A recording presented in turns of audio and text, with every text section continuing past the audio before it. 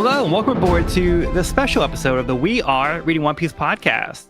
This podcast is normally dedicated to following the entire story of One Piece from beginning to end, as we focus on each volume. But this time we'll be covering the entirety of season 2 of the Netflix live-action One Piece series. We'll keep the first part of the discussion spoiler-free up to where the show has reached for new fans of the series. But as we go along, we'll open it up to a discussion for more general manga discussion as well. My name is Joel. I'll be your host. Joining me today, we have Sean. Hey, this is Sean. We have Evan. Evan here. And we have Cody. What's up? It's Cody. Yeah, so this is Very exciting much. because we have the full crew here.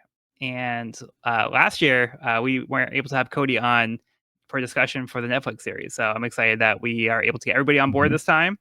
And we can get our overall impressions for the live action series. I have thoughts. I hope so. Sorry, I have no thoughts. Otherwise, it'd be a very quiet episode. Yeah, so I figured, we'll start things off with just our general impression of the season and, what we thought. And then we can kind of get into more details as we go along. But Sean, since you have thoughts, do you want to let us know what your thoughts were for how you enjoyed the season? Yeah. Overall, I think it's just like it's even better than season 1. Like it really is an improvement in just about every way. I still have a couple criticisms, which we'll get to, but the effects look better, the sets look better, the lighting looks better, the fights are better, the atmosphere's better, and none of this is to say that season 1 was bad, because it wasn't. It was shockingly good, but you can see that injection of cash they got really helped and let them just make this world even more like wider and wilder, and they just keep rising. Like it's better than season 1, I think, in every way, pretty much. Nice. Evan, how about you? What was your overall impression of the season? Yeah, I'm hyped. I had such a blast watching this season. I agree with everything Sean said. The casting, like season 1, season 2, just so good. I'm like really impressed with the casting choices that they've made. And like Sean said, like the production qualities through the roof. I think these sets looked amazing. These environments, the worlds that they're building look so good. The devil fruit abilities are believable and feel real. And just the attention to detail. I mean, I think the costuming, the set design is all been top tier. Awesome. Cody, what were your overall thoughts? Completely agree with all the points that we made so far, as far as production quality, as far as attention to detail. For me, I also think it just did such a good job capturing the spirit of One Piece. It in a lot of the same way that season 1 did, but that's also something I think did improve. I was very happy with season 1. I didn't get to talk about it the last time we had an episode about it. For me, the only thing with season 1 was I felt like sometimes it was very like, it felt kind of self-conscious every now and then, like, oh, are we gonna, is it gonna get accepted? Do we have to like pull it back a little bit? And I feel like for season 2, with the Grand Line being so weird, they really did commit to what a strange and sometimes ridiculous world this is. And I think it worked out for the best. And I'm really, really, really happy they leaned into it. And it was just a wild ride. Joel, you were there. I was freaking out at certain points. I was crying at certain points. It surpassed all my expectations for season 2. I was really happy. Awesome. Yeah, I mean, it's gonna sound like a broken record, but I agree with everything that's been said so far. But it's true. I think that it does feel like a level up from season 1. I would say season 1, I would probably give like a solid like 8 out of 10, but like, I would say this is at least a 9 out of 10 for me. And kind of to your point as well, where it feels like they leaned a little bit more into the silliness. Like they were kind of able to get audiences on board and then not feel like they have to like hold things back. They're like, okay, the audience is kind of getting a little bit familiar with this world of One Piece. Let's get wacky with it. And they committed to, the costuming, the character designs, like the hairstyles, like all that kind of goes into like the wackiness of the world of One Piece and how eccentric these characters are. And I love that they are sticking to that and letting it feel like the world of One Piece is coming to life. The casting, like you guys said, I think it's been spot on. Every single person who showed up on screen nailed their characters. Like it's insane, like how awesome the casting was, and like how much like they captured the essence of the characters. Every single person really put their all into it, and it shows. So I'm very pleasantly surprised with pretty much, the production, the casting, like the writing, like the way that they were able to streamline the story in a way that makes sense for this platform. I do think is very commendable. Of course, some things are going to be cut, and it's not going to be a one-to-one adaptation of the manga, but it is going to at least give us like the broad strokes and the main points. And I think that's the important thing to capture. There were some nice little things that they kind of threw in for future events that that fans of the series who are already familiar with are going to appreciate. And if you're not familiar with it for the source material, to see it first time through One Piece, there are things to look forward to that are kind of teased a little early here. And then again, like the effects were really cool. A lot of the devil fruits and like Smoker in particular had really cool effects. I feel like the smoke really looks so good with the way they use his powers, which is really impressive. Like how well that came out. All right, and did you guys have any particular episodes that stood out to you that you felt were maybe like your favorites, or was it all kind of even, or what do you guys think? I'd say the Loketown episode and the Little Garden were actually my favorites overall. There wasn't really there's no weak link episodes, but like I think they just I'm getting into it's not spoilers, but like more if we want to get more in depth, I'm itching at the bit to just like talk about this. But like, David Dasmalchian is Mr. 3. Oh my god. All these people, all these characters, like all like Dorian Broggie, and like there's all these things, and like and Chopper, and Katie Seagal, and like I can't wait. It's great. It's all great. It's all great. A couple quibbles, but we'll get to the quibbles. They're small quibbles. They're miniature quibbles. And yeah, I think Loketown was just like it. I was a little annoyed that season 1 ended without Loketown, and I still kind of feel like they could have ended with Loketown, but at the same time, this was it really set the tone for the start of, and it also would have felt like a bit overstuffed maybe too. So honestly, I'm actually happy with this being Loketown as starting it with. So yeah, they included that little joke at the start of like, you thought we were going to skip Loketown. No, how could you skip Loketown? So much happens. Talk to the audience. Like, come on, how are we going to skip that? Yeah, I'm really glad they had Loketown at the start of this season. Again, like if they only had an 8-episode order, I feel like they wouldn't be able to fit it in. I'm glad they took their time with it. I think as a whole this season, like the pacing was really, really spot on in a way that certain parts of season 1 they just weren't able to, not because they weren't trying, but just because of what they had to put into 8 episodes. Orangetown. Orangetown, Baratier too. Baratier, yeah. Krieg just got like Krieg just like which I don't think Joel complained about too much. Krieg is actually maybe he did. Krieg is one of his favorite villains, isn't he? We all know I love Krieg. You love Krieg. I like Krieg for what he did to showcase Sanji at the start of the story. And I was sad not to see it showcased in that way, but they did what they could with it, and I'm glad they kept what they did. But just over, like, and I know I'm not answering Joel's question, but I think pacing wise,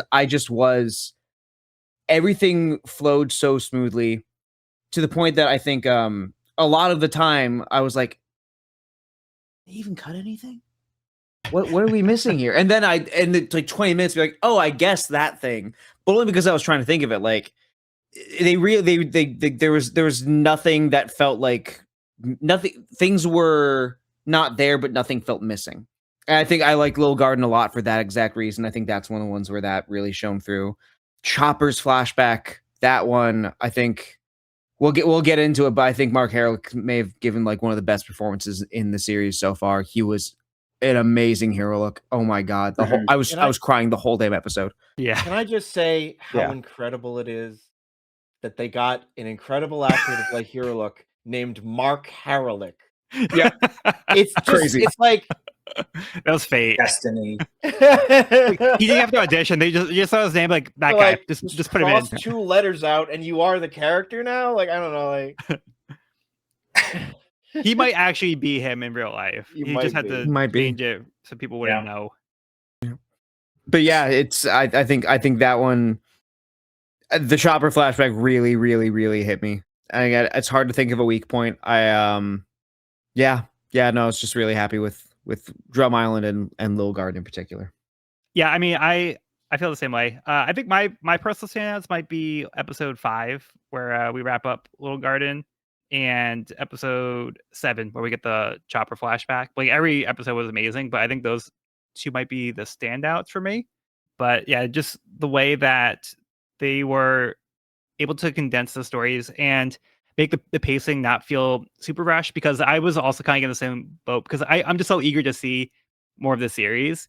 When they said that they were only going to Drum Island for season 2, it was disappointing because I expected to, hopefully see more. But if you're doing 8 episodes, I'm glad that they actually divide them the way that they did.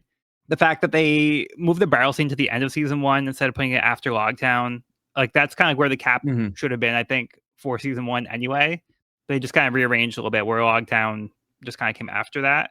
But other than that, I feel like they were able to really give the story in each place time to tell a story and not feel like it's being rushed through. Whereas if they tried to do like one episode for like Little Guard, one episode for like Drum, maybe like 2 episodes for Drum, like it would have felt too rushed. So the fact that we were only going to Drum gave them more time to have like more space to make sure we like the story was being told a way that will feel satisfying. And in retrospect, it's a blessing that they did only go to this point because they were able to tell the story in this way. Joel, I like, did look at some numbers for how much they adapted in each season.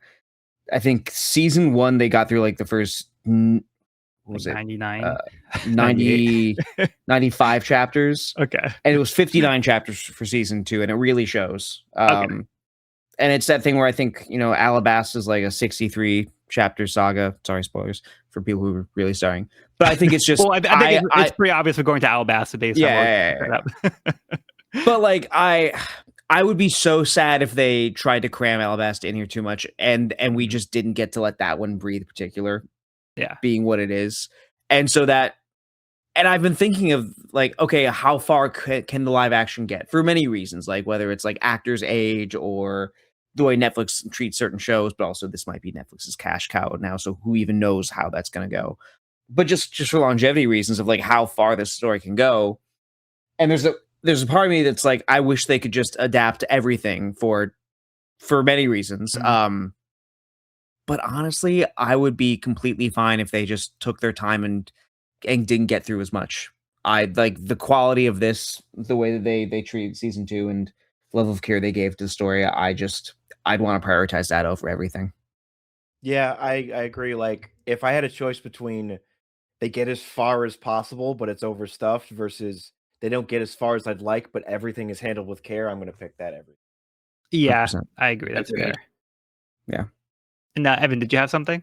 Well, actually, I was just having a thought that I probably could have looked up before the pod, but I'm wondering if any of you guys know, like, what Oda's control over, like, what's represented in the live action series, like, what role he's playing and being like, is he talking to the directors and being like, hey, like, this is end goal, and like, this is where the series is going.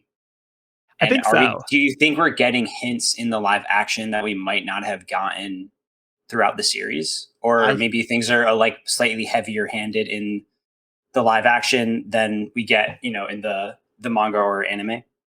I don't think he's told them what the One Piece is. He gave that to the bottom of the sea, which we can talk about that, by the way. That was wild. I hope nobody finds it. I don't want to know what it is.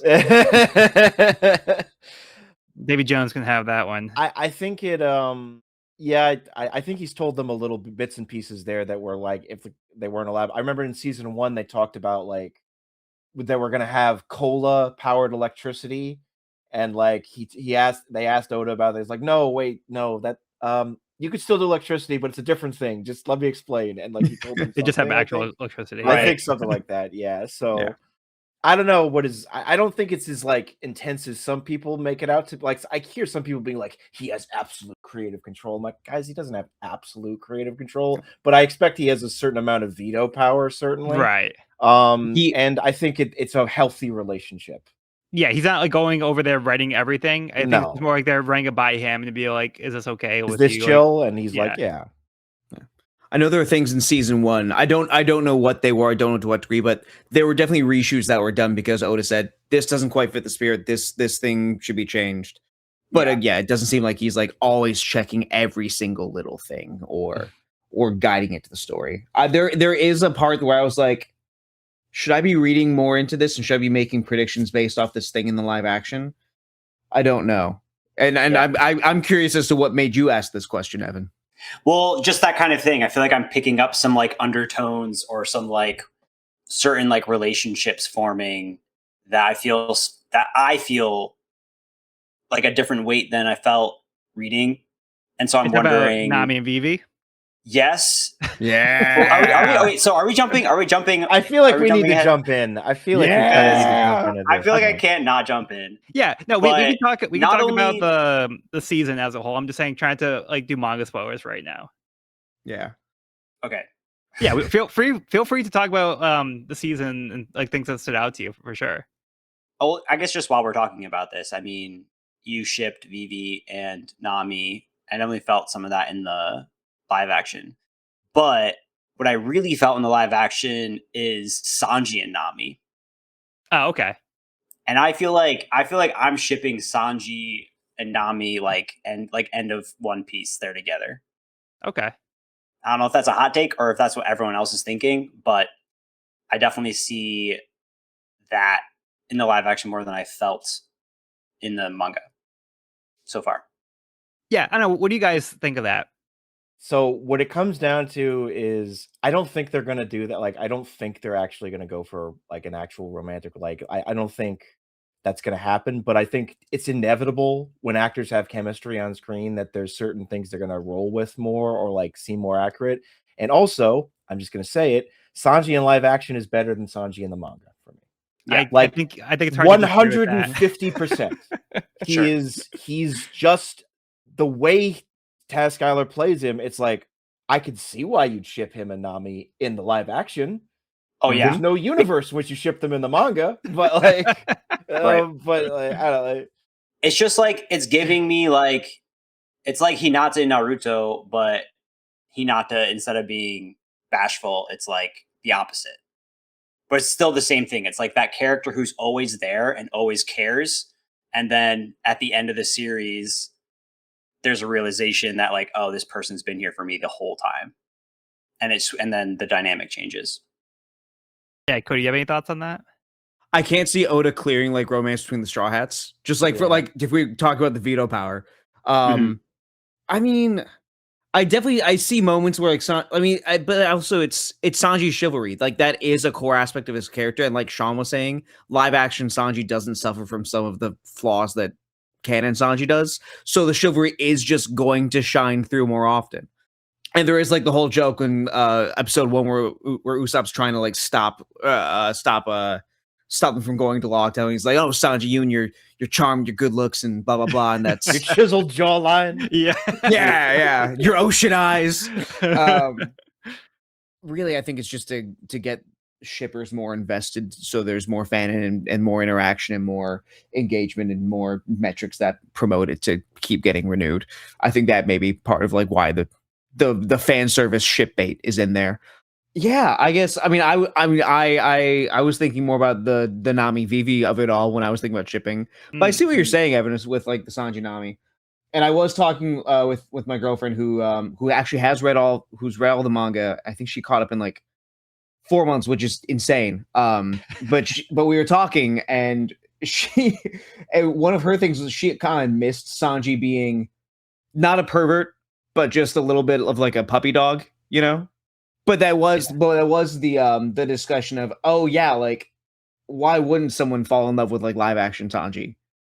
Like why wouldn't that happen? Right. It does make sense that he would. He is the sort of person in this adaptation who could attract someone and who someone could just feel very comfortable with.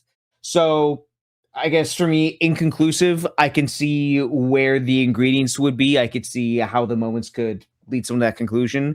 It's not something I bet my money on just because it's One Piece and that doesn't feel like what Oda's going for, but I see it. I see what you're getting at. I fundamentally don't think they will actually do any kind of like kiss full out like they get together in any way, but there will always be more there'll definitely be flirty moments and it'll feel more realistic than it ever would in the manga. Yeah. And more like Yeah, I do think Sanji was really tamed down for the live action in a good way. Like there was like the moment where like Nami kept coming in like with the different weather, and she came in with like a bikini top, and Sanji barely reacted. Like he He was barely just like noticed he Nami was looked up there. a little bit and just kind of smiled slightly and like whereas Manga Sanji would have just like collapsed and bled everywhere and just like so it's like yeah, so that was yeah. Yeah, so I think it was interesting to see Sanji react that way. Also, to make Sanji more vulnerable because he did have that moment where he had he kind of like the bond with Nami where he opened up Mhm. about like when he was a kid, and Yeah. I think that was just really interesting that like he was willing to be that vulnerable with Nami and like kind of show that side of him that he hasn't really shown to anybody else in the crew. And it's also I guess a sign of trust. Like he would definitely never say that to like Zoro, for example. But like with Nami, like he felt comfortable enough to share that side of him.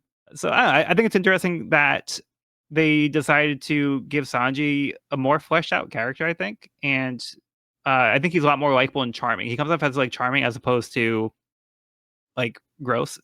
Yeah. But yeah, kind of also going back because I was seeing some chemistry with Nami and Vivi. In particular, there was the end of episode 5 when they were leaving Little Garden before Nami ended up leaving and collapsing.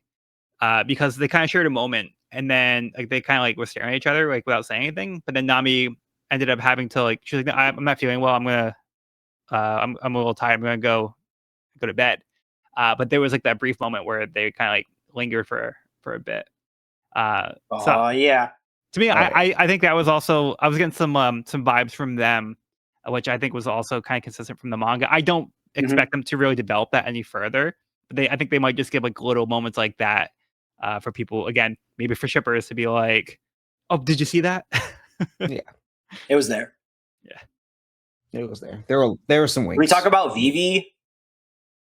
yeah. I Truther just is put up- so fucking good. Oh my So- So god. good. something I really want to highlight good. is Charithra's her Miss Wednesday, right? Miss If it's Wednesday, her- yeah. Her as Miss Wednesday and her as Vivi, completely different characters. Like the Mhm. personality shift, like it's like it really, I don't know. She just feels like she split right down the middle. It's like I am now an entirely separate person, and it was just like shocking when Well, she because dropped the cover. But yeah, like, Yeah. which is great, yeah, because she was like it felt obvious that it was like in hindsight, it feels like obvious that it was like a cover. Like she was putting on this like persona, and the way that she was able to when she dropped that facade with Igaram, it was such a great way to like really show like the real Vivi after like we learn like who she is. But yeah, I do think she really played like the Miss Wednesday part really well and made it believable. That she was undercover and she was kind of playing a role that's not who she really was. I think she did a great job of balancing that and then showing us the real Vivi once we got to know her with the Straw Hats throughout the season. yeah. Big fan. Yeah, I'm and just then excited to see also, what she gets in season 3. what was that? I'm just excited to see what she gets in season 3. Yeah, Yeah. Hell yeah. yeah, and just to just kind of also go off of that a little bit further. Unfortunately I don't know the actress for the young Vivi, but I also feel like she did a great job, and there was like the really heartwarming interaction with Igaram as a kid. We can kind of see what this character meant to her. And I feel like this really shines through with the live action portrayal because presumably, again, so we're in full spoilers for the entire season in case you missed the beginning, but Yeah. Igaram It's fucking is dead killed off. Yeah. and good. Like I don't know. I look back because I went back to the manga. It's like he just blows up in the manga too, Yeah. doesn't he? And he just like He oh, no, does. he's Yeah, fine. it's in the ship. Yeah, but I don't know if they're gonna do another fake out because Miss All Sunday is kind of like all over the place. So I'm not sure what's going on with that. So I don't know. We'll see. But I'm assuming that both he and Mr. Nine were completely killed off. Oh yeah, Mr. Nine for sure. Yeah. We see Miss Valentine crush his head. Like there's no way Yeah. she's leaving him alive. So unfortunately, his son will never actually be His a son character. will never exist in the live action. But he also never existed in the anime, I guess, because they never did the cover story. So There you go. But yeah. I'm okay You with see what that was- angle though. Like if the live action is a little more It's gonna be final, it already is, yeah. then yeah, I'm like okay with that. Like I think, I know it's we're a not complaint, but doing. it's definitely an observation we've made throughout the month. I know we're not doing future spoilers yet, but we know certain other characters. There's a certain character. Let's just say there's a certain character that we're all waiting for. One of my favorite characters. I know that the script coordinator on the show shares our mutual opinion on the matter. I think we're going to be very happy. Yeah. Yeah. Well, getting on Mr. Nine for a second. He's one of those moments where I like found myself like there are like certain times when I'm watching an adaptation where like I get a little anxious because I sort of see it something diverging. Like, oh, am I going to get like this aspect of it even if it doesn't happen the same way? And for me, I was like, am I going to get like some humanity to Mr. Nine? Because one of my favorite parts of Whiskey Peak is Mr. Nine. I'm like, no, I'm like, I don't know what the fuck is going on Wednesday, but you're my partner. I want you to get to safety. Yeah. And for a second, I was worried that, he is just going to be the final boss for Zorro. But I was so wrong and so happy to be wrong when he got that final monologue with Mr. Five and Miss Valentine. Impeccably done, too. Like, just everything in his eyes during that monologue. Top tier. His whole performance was amazing. Yeah. God. Daniel Lasker. Like, he does not need... He does not need material for his reel, but like if there's anything to put in there, that is the fucking play. And I was just so happy that like that we did get that humanity from him. They're doing so much to encompass the characters in such brief amounts of time. That just makes it all the more impressive. Yeah. That I would not, in ways that I would not expect, even from a good adaptation. And that's what's making it a great one. So true. Agreed. Kind of going by episode. So episode 1, we have Logtown. What do you guys think overall for how Logtown was portrayed and the decisions they made? We are introduced to this character, Bartolomeo. If you're following the anime or the manga, the character does not appear in this arc, and he does not have a relevant role here. So he's very present in this episode. What do you guys think of this decision? So again, this comes. Does Evan? Have you guys reached a part where Bartolomeo actually shows up? Does Evan know about? Yeah, we're about to wrap up Dressrosa. Okay, cool. Yeah, we're at the very end of the arc. Yeah, so we're gonna go to manga spoilers at this point because I think it's gonna be difficult to discuss. Thank you, please. So yeah, we'll do manga.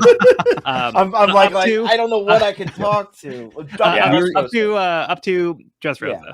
I think it's phenomenal. I think it's great because he was there. Canonically, he's there, and this just it enhances his like fanboyness of Luffy because he saw it in person, literally like right there. He walked him through. He's like, I'm gonna con this kid. Wait, this kid's like legit. He really believes. Oh my god, he's so chill.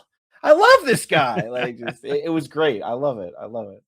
Evan, since you're more familiar with Bartolomeo recently, how did you like seeing him in live action with this appearance? I agree with what Sean said. It's so cool. We get like some backstory here where we do see like that inspiration, like that first spark of like fandom. So it is cool to kind of see the origins of that and kind of like their first meeting. And yeah, I thought that was a nice touch, and it will be, a great payoff later on down the series. All right, cool. Cody, did you have anything else to add to that? I like the fact that we're getting like just a degree of contrast between like what we know of Barto from the manga and what we get in Logtown. It's cool that he's got room to grow. For a second, I was still like, okay, yeah, there's like the canon aspect of it of like, why is he here? Okay, because he was here in the manga. But I was like, what does he do to serve like the story of Logtown when we already like cramming so much into an episode? And like, it didn't really click to me until the end of the episode that like Logtown is all about people inspiring each other. The fact that it is Roger inspiring Luffy and Smoker has the whole thing about the pirates inspiring each other. And it's just great to see Luffy get to inspire someone firsthand instead of just in a backdoor fashion at this point in the story. And for me, that made Barto's presence super, super worthwhile. And Barto's just always fun. He was just as fun in the live action too. And I as much as I'm okay with going slow, I do hope we get to see him again. Yeah. It's a great point. It fits really well into like the legacy theme of the episode. That's it. Those are the Yeah. words I was looking for. Thank you. Yeah, see, I love that they put Bartolomeo here. I just don't love that they gave him such a big role and big presence, and the fact that he meets Luffy in particular, because I feel like it almost takes away from the mystique because he's met his hero already, and now he knows Luffy. Whereas I like how in Dressrosa, it's almost like he's idolized this person he's never met before, and it's like I just want to like idolize this guy. He's almost like a mythological figure to him, but the fact that he meets Luffy this early and that's what directly inspires him, I feel like takes away a little bit of that kind of like that fandom, because like usually fandom is kind of like you're not really directly interacting with the people that you're a fan of. So I don't know, to me, like that's my only real criticism of that. Otherwise, I do love that they decided to put him in, but I would have liked him to just be more like a small cameo if we saw him, or a reaction shot seeing him react to like the lightning bolt hitting like Buggy when like he's on like the scaffold. But overall, it's still fun what they did with him. So I'm not going to complain too much. But that's just my kind of take on it. So I just have a little different opinion. I would agree with that if I feel like if he spent more than like 20 minutes with Luffy. Like if he spent like a day or something with him, or like, because I don't know how well he really got to know him rather than pretty surface level stuff. But I get what you're going for. Like I think he Yeah. still mostly just saw the surface level of like he doesn't realize how stupid he is too. Like he doesn't realize just how like he kind of just gets the myth right now, Yeah. rather than all of the intricacies of Luffy's ridiculous personality. But I get what you're going for too. Yeah. I do think The it could be character design kind of, was. Oh no, go ahead. I do feel like it was just short enough of an interaction where Luffy could totally forget who this guy was if he sees him again. Right. Yeah. And it could be pretty funny. So yeah, I see where you're coming from. It's not enough for me to. It's not severe enough for me to be worried about it personally. Right. Yeah, It's true though. But like knowing Luffy, he'll probably be like, "Oh, you're that guy from that time." Like he probably won't remember his name, but like I feel like Luffy's pretty good at remembering people. Yeah. He actually remembered Alvida, which I was. You remembered Alvida. He did not. He did not. But when that was weird. But it led to the great joke of Buggy being like, "You remember her, but you don't remember my name." So like it was worth it for me. What do you call it, like Boogie or something? Bunny. Bunny. I call him Bunny. Bunny.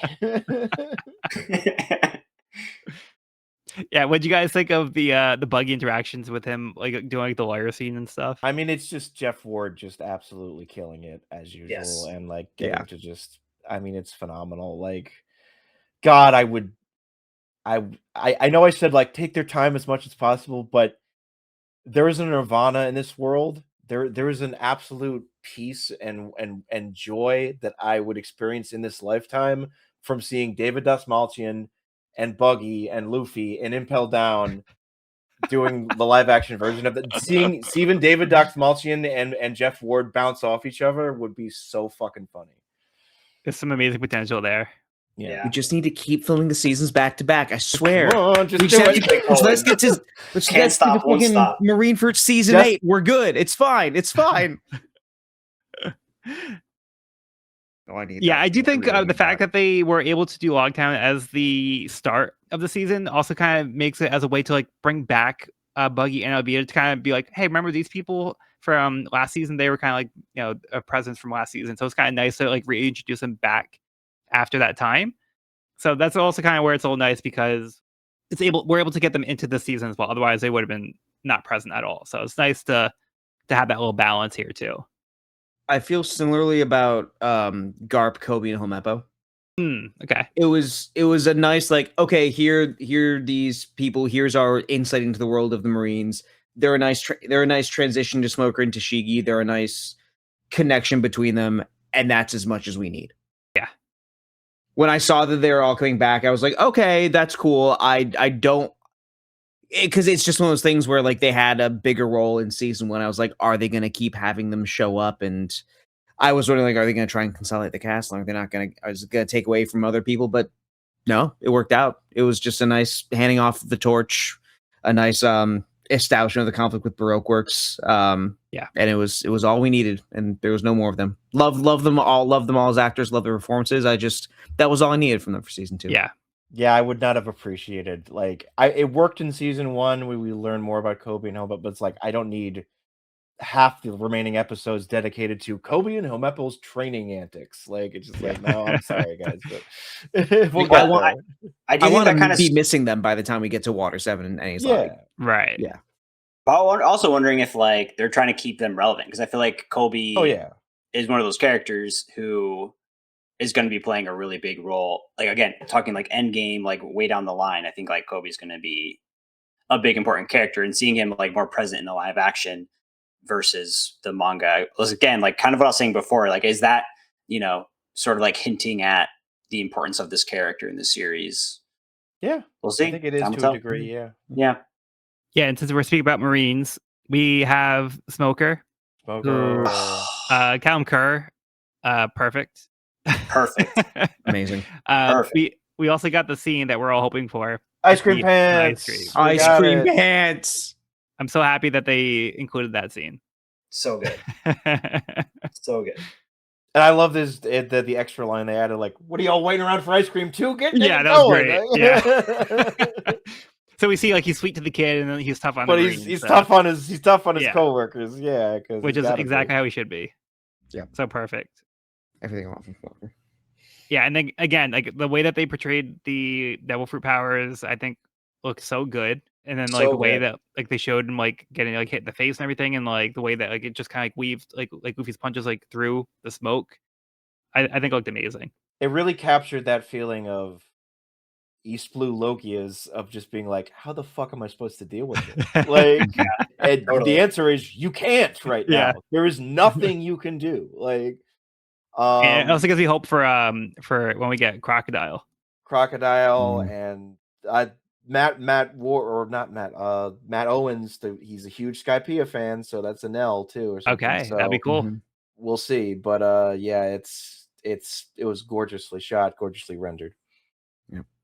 With Smoker too, I think I think I mentioned this to you, Joel, when we were watching it, but like he was the first point this season. I'm like, oh, this is like what you need in order to act in One Piece well. Just like the way he's chomping on the cigars, the way he's like, just the way he's existing in the world. Like, there's just so many like just ridiculous things about Smoker's like outfit or props. Just like the double cigar, the walking around with just the jacket. There's something just still so ridiculous about this guy. The whole bandolier of cigars. Yeah.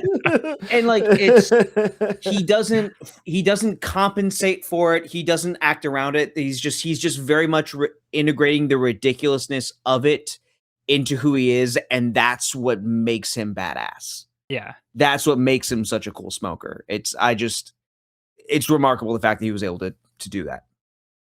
And I like the line when Carp asks him like how many did you go through those in a week?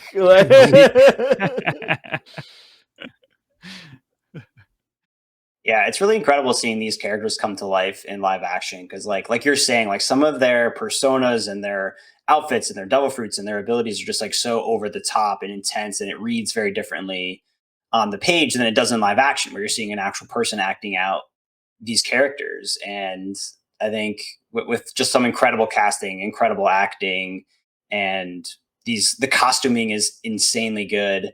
It just makes it all feel so like real and like lived in this world, and it all just kind of like makes sense. And I think that's why like this is a manga adaptation that's doing it right. Hell yeah. Yep. And that's great to see. Yeah, and then talking about a scene that like just really translated well into live action was I think the sword shop scene. Mm-hmm. Where which I read was almost going to be cut, but McKenna fought for it to stay in, which is the correct move. Like it's great. Yes. That's one of the most iconic scenes from Thank God. Yeah. Yeah. So good. And it was done so well too. Yeah, so it looked really good. It really kind of like showed, Zoro. It's really important for Zoro's character, I think. Yeah. And also Tashigi. I think Julia Rewald did a great job as Tashigi because like she kind of really captured kind of like that earnestness and like she was like the sword nerd and she got really excited. But I feel like she had some great moments in the season too, and I just feel like she really captures like Tashigi as a character. So I also think again, like every person like was cast perfectly. Like it's insane like how perfect this cast was. Yep. And then we also had a little early tease for the scene from Impel Down. How do you guys feel about them introducing the concept of Roger having a son? Oh, that whole scene was incredible. I saw some people not loving that online. A couple, not many, but a couple being like, "This seems too early," and it was like, and I saw a lot of people saying being like, "Oh, this is gonna trick live action viewers into thinking Luffy is his son," because it cuts right to Luffy, like Right, right it after does. that It's a little scene. deceptive. And it's like, I think most of us had a moment when we were first reading One Piece of like, "Oh, is Luffy Gold Roger's son?" Like, Mhm. Totally. it was a pretty common sentiment in the early days, I think. So I don't think it's that big of a. I think it's fine. Yeah, it was cool. It was cool. We got a little. We got a God Valley mention. That's all I'll say to Mhm. you, Evan. Mhm. And Mhm. yeah, that was cool.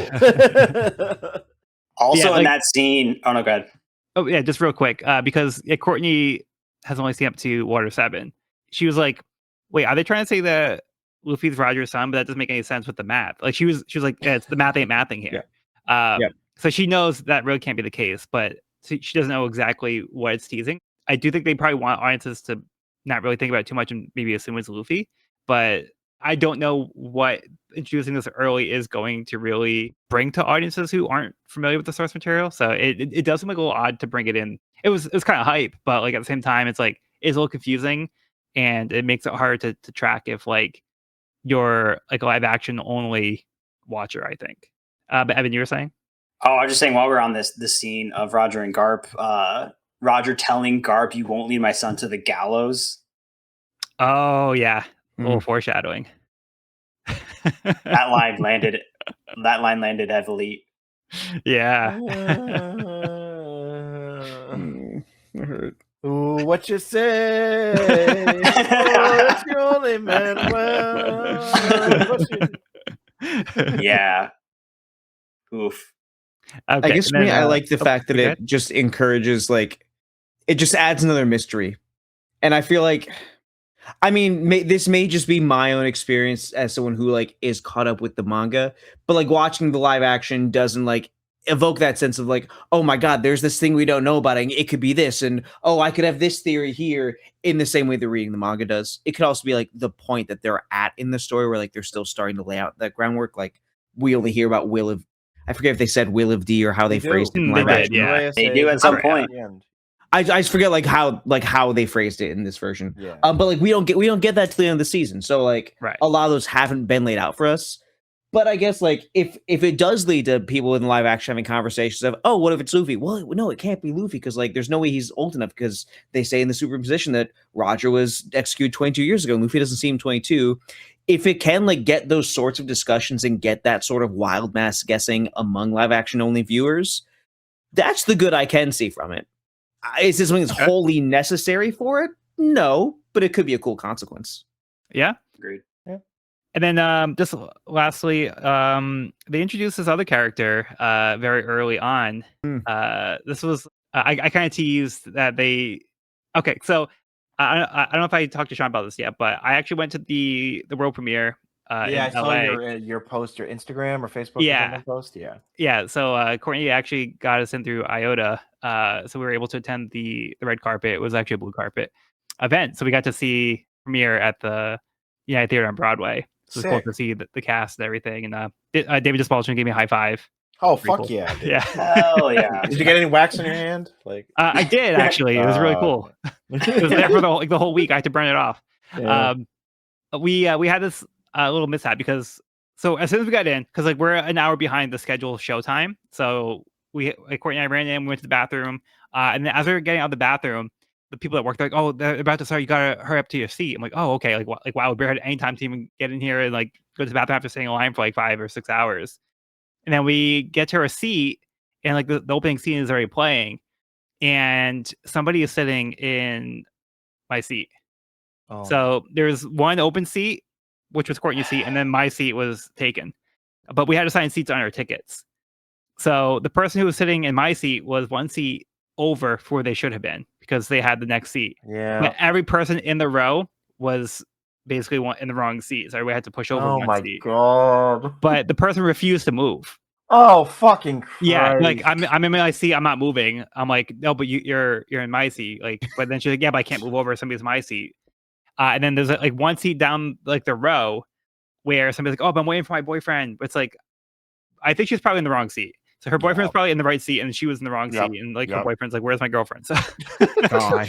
but like it basically became like a whole thing where we had to get like one of the ushers to try to get them to move, and then like he couldn't get the girl to move, so he got somebody else, and they couldn't get them to move, and they went back and got like a lady. That blows. Yeah, and then this lady finally got them to shift over. But like the whole time I'm stressing out, I'm missing like the opening scene. I can't sit down and enjoy it, and like the girl's giving me like an attitude about not moving the seat. Eventually, I got to sit my seat where I was supposed to sit. I just wanted to sit down with my fiance and enjoy the show. That's wild, man. I'm sorry. Yeah. So overall, though, we had a great experience. It was a lot of fun. But it was just that was the only the downside.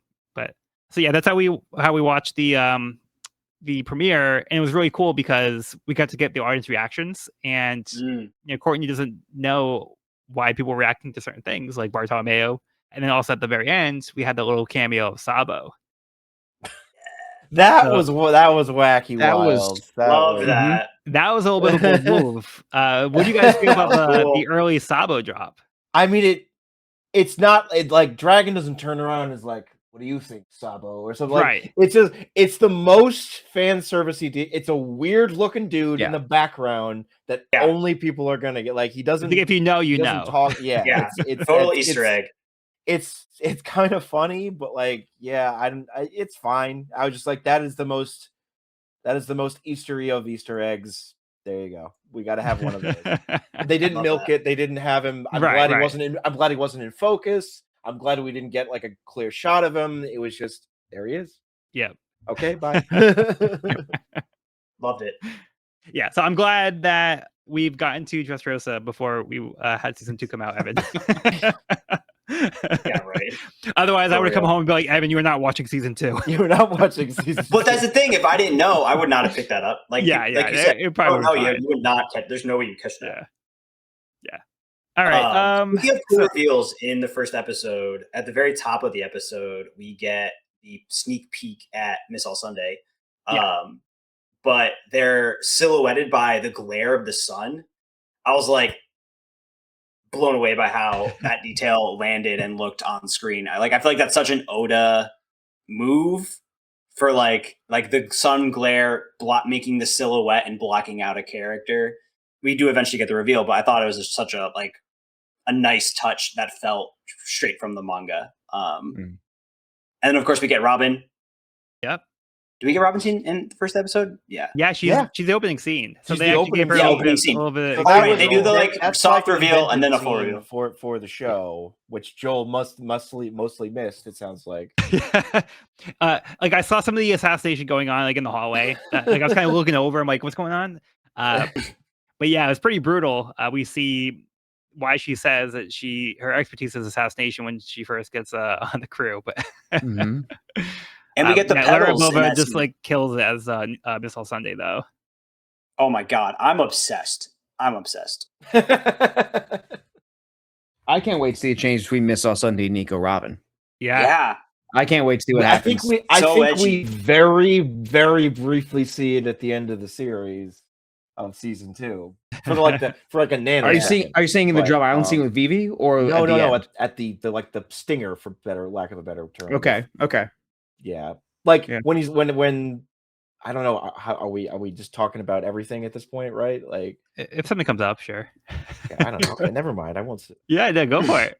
I just like at the end when Crocodile calls her like Nico Robin, and she's like, "Call me by then." Like it sounds like it's her voice takes on a different timbre. Like so, I was like, yeah. And then speaking of that scene, because we also get the amazing reveal of Crocodile. Yeah. Fuck yeah! His lair. He looks amazing. He sounds amazing. Yeah. They're just like knocking it out of the park. They're not missing. Like they're just not missing on casting. I don't. Yeah, the setting looks awesome. So incredibly. Yeah. Yeah, his lair is perfect. Like in the manga, we were like, this is like the ultimate like Bond villain lair, and it's exactly what it looks like in the live action. It's perfect. Yeah, they even had like the theme, like the Netflix One Piece theme. They kind of gave like the secret agent kind of vibe to it. So like because that's been like the Broke Works kind of thing. So it's like we're putting the secret agent thing in there. Yeah.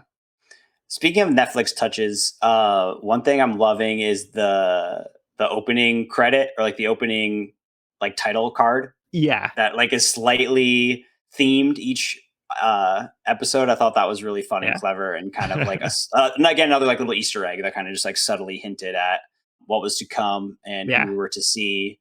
And again, it was like one of those things like, if you know, you know. If you don't know, it just looks cool. So I thought that was fun. So in episode 2, we also had another early reveal, which also confused Courtney. Yeah. So what'd you guys think of Brooke? Yo-ho-ho! Yo-ho-ho-ho! Ooh. I mean, there's the usual assholes. We don't even need to waste time on them talking about it's not Brooke. Fuck off. But like, I think it was fine. I think he looks really good. I mean, they went with the laugh. I heard some people online complain that he doesn't know how to play the violin. It looks like he's not holding it right. But yeah, it doesn't look. Neither do I. Oh, Evan, do you know? Okay, musician over here. Well, he's got some time to learn. He's got some time to learn. He's got some time to yeah. I mean, yeah, that was a little like, so the Binks's brew that become a skeleton line has not been revealed until live action, right? Is that a whole new line they made up for this? Yeah, I think that isn't it. It is? Oh, yeah. Okay, I don't know. Never mind. My bad. Yeah, I don't think they changed the lyrics at all for okay the live action.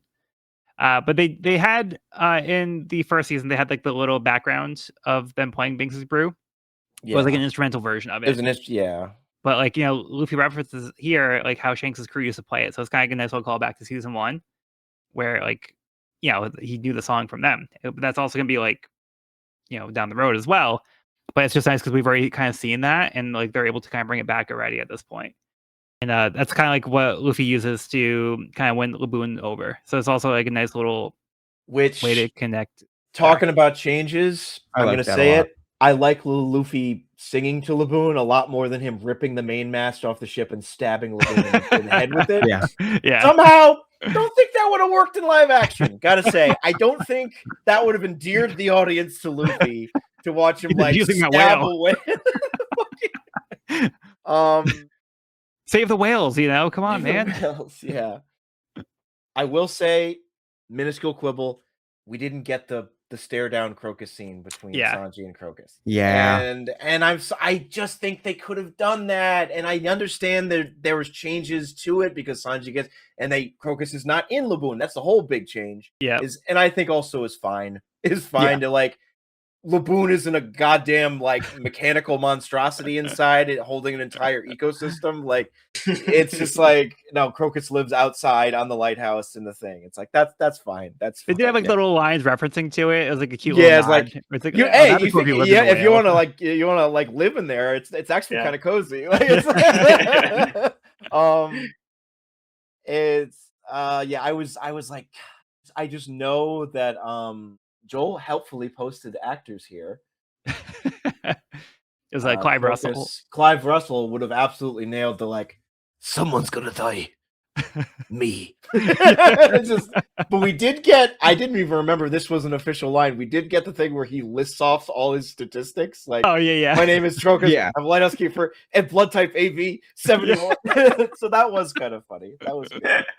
I also, other tiny quibble, they just put him in. They just put Clive Russell and like dyed brown hair and gave him the thing. It's like, what is this supposed to be 20 years ago? He looks identical. Like, I don't know. I kind of wish they had gotten a younger Crocus actor to play Crocus in the flashback and kept that timeline the same way it was.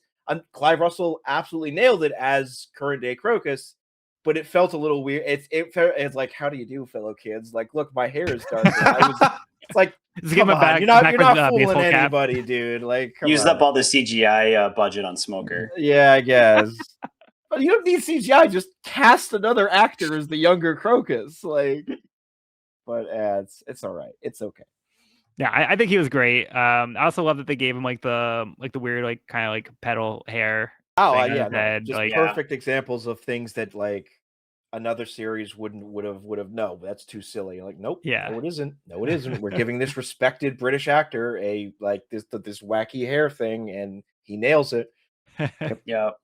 I did think going up Reverse Mountain was really cool because we got to see kind of the crew working together, and it was like a team effort. And then like we had this like sweet moment where like Luffy and Nami, when they reach the top of Reverse Mountain, they can see out into the Grand Line. Just like they have this like, really like look of awe on their faces, and like it's just like really endearing to see like characters after they just went through like that like trial, and then it's like they have like the little moment where they can kind of like take in the view and relax before then they get like launched right into a whale. I just love that the background music completely stopped at that point. Yeah, It was just the sounds of the waves crashing on the rocks and the ship going up. Perfect. So good. I don't know if you guys noticed. So there's the line in the episode where Nami says like the whale wasn't on the map when Zoro asked like, oh, the whale wasn't on the map. It's like, no, of course it wasn't. So in the credits, they actually do show Laboon on the map at Reverse Mountain. And that Cool. made me wonder like who's actually making these maps. But then there is a moment where they show commissioned by Kong. So he's the commander in chief of the Navy. Evan, have you ever even seen Kong? Has he shown up at all? I don't think he's even mentioned. It's what because he shows up at the Marineford. Has he mentioned Marineford? Oh no, I think he is. Okay. Briefly, Sengoku meets them. Kong is the weirdest One Piece kid, one of the weirdest, because he's just like he's such an important character that we barely ever see. But he gets a whole bust, in the first episode next to Sengoku's bust in the Shellstown base. Yeah, so that was like a neat little detail that they showed that he's the one that commissioned those maps. So those are Navy maps that we see in the credits. Cool. Another cool thing from this episode was our introduction to Baroque Works, and we get those like cool little like name cards. Oh yeah, those that are cool. appear and throughout the whole season. And they kind of did this in the first season with like the posters and stuff. But like I love how it breaks the fourth wall. And even when it cuts away, like it's still in the scene and sometimes gets like knocked away or cut in half or something. Yeah. And it was I thought that was so clever how they did that. Yeah, I love that. It felt very like Oda breaking the fourth wall kind of vibe. Yeah, and that was a smart way to also give Baroque Works something like that because they don't have like bounty posters. They're not pirates, they're not like traditional. Right. So it was a cool way to like still keep that like wanted poster idea of like here's a cool character introduction. Yeah, but that was neat. Yeah, really clever. How did we feel about Smoker's little subplot of him going to the comm center and like them fighting Miss Thursday? Yeah, Mr. Thursday and Mr. 11. I think Miss Thursday was a little one note, just like I make baseball jokes. It's like okay, all right, whatever. But that's the interesting thing is I feel like I don't think there's any source material for Miss Thursday at all. We know she existed, I think, and we know Smoker took her down, but we know nothing about her. So they made her up out of whole cloth. Maybe they asked Oda, like, "Hey, what's?" They did. And he was like, "Oh, she's a big baseball fan." That's great. Oda released a drawing, and I was looking at it a bit today. I have to find a source on this. Because I'm not sure if it's a fan pausing it or Oda saying it, but like there's a lot of word about her being Mr. Four's sister. Okay. Oh yeah, I'm seeing Oda's official design for Miss Thursday. Yeah. Jesus Christ. I'm cool. I'm cool with it for that reason. I like that. The drawing's great. The drawing is something. You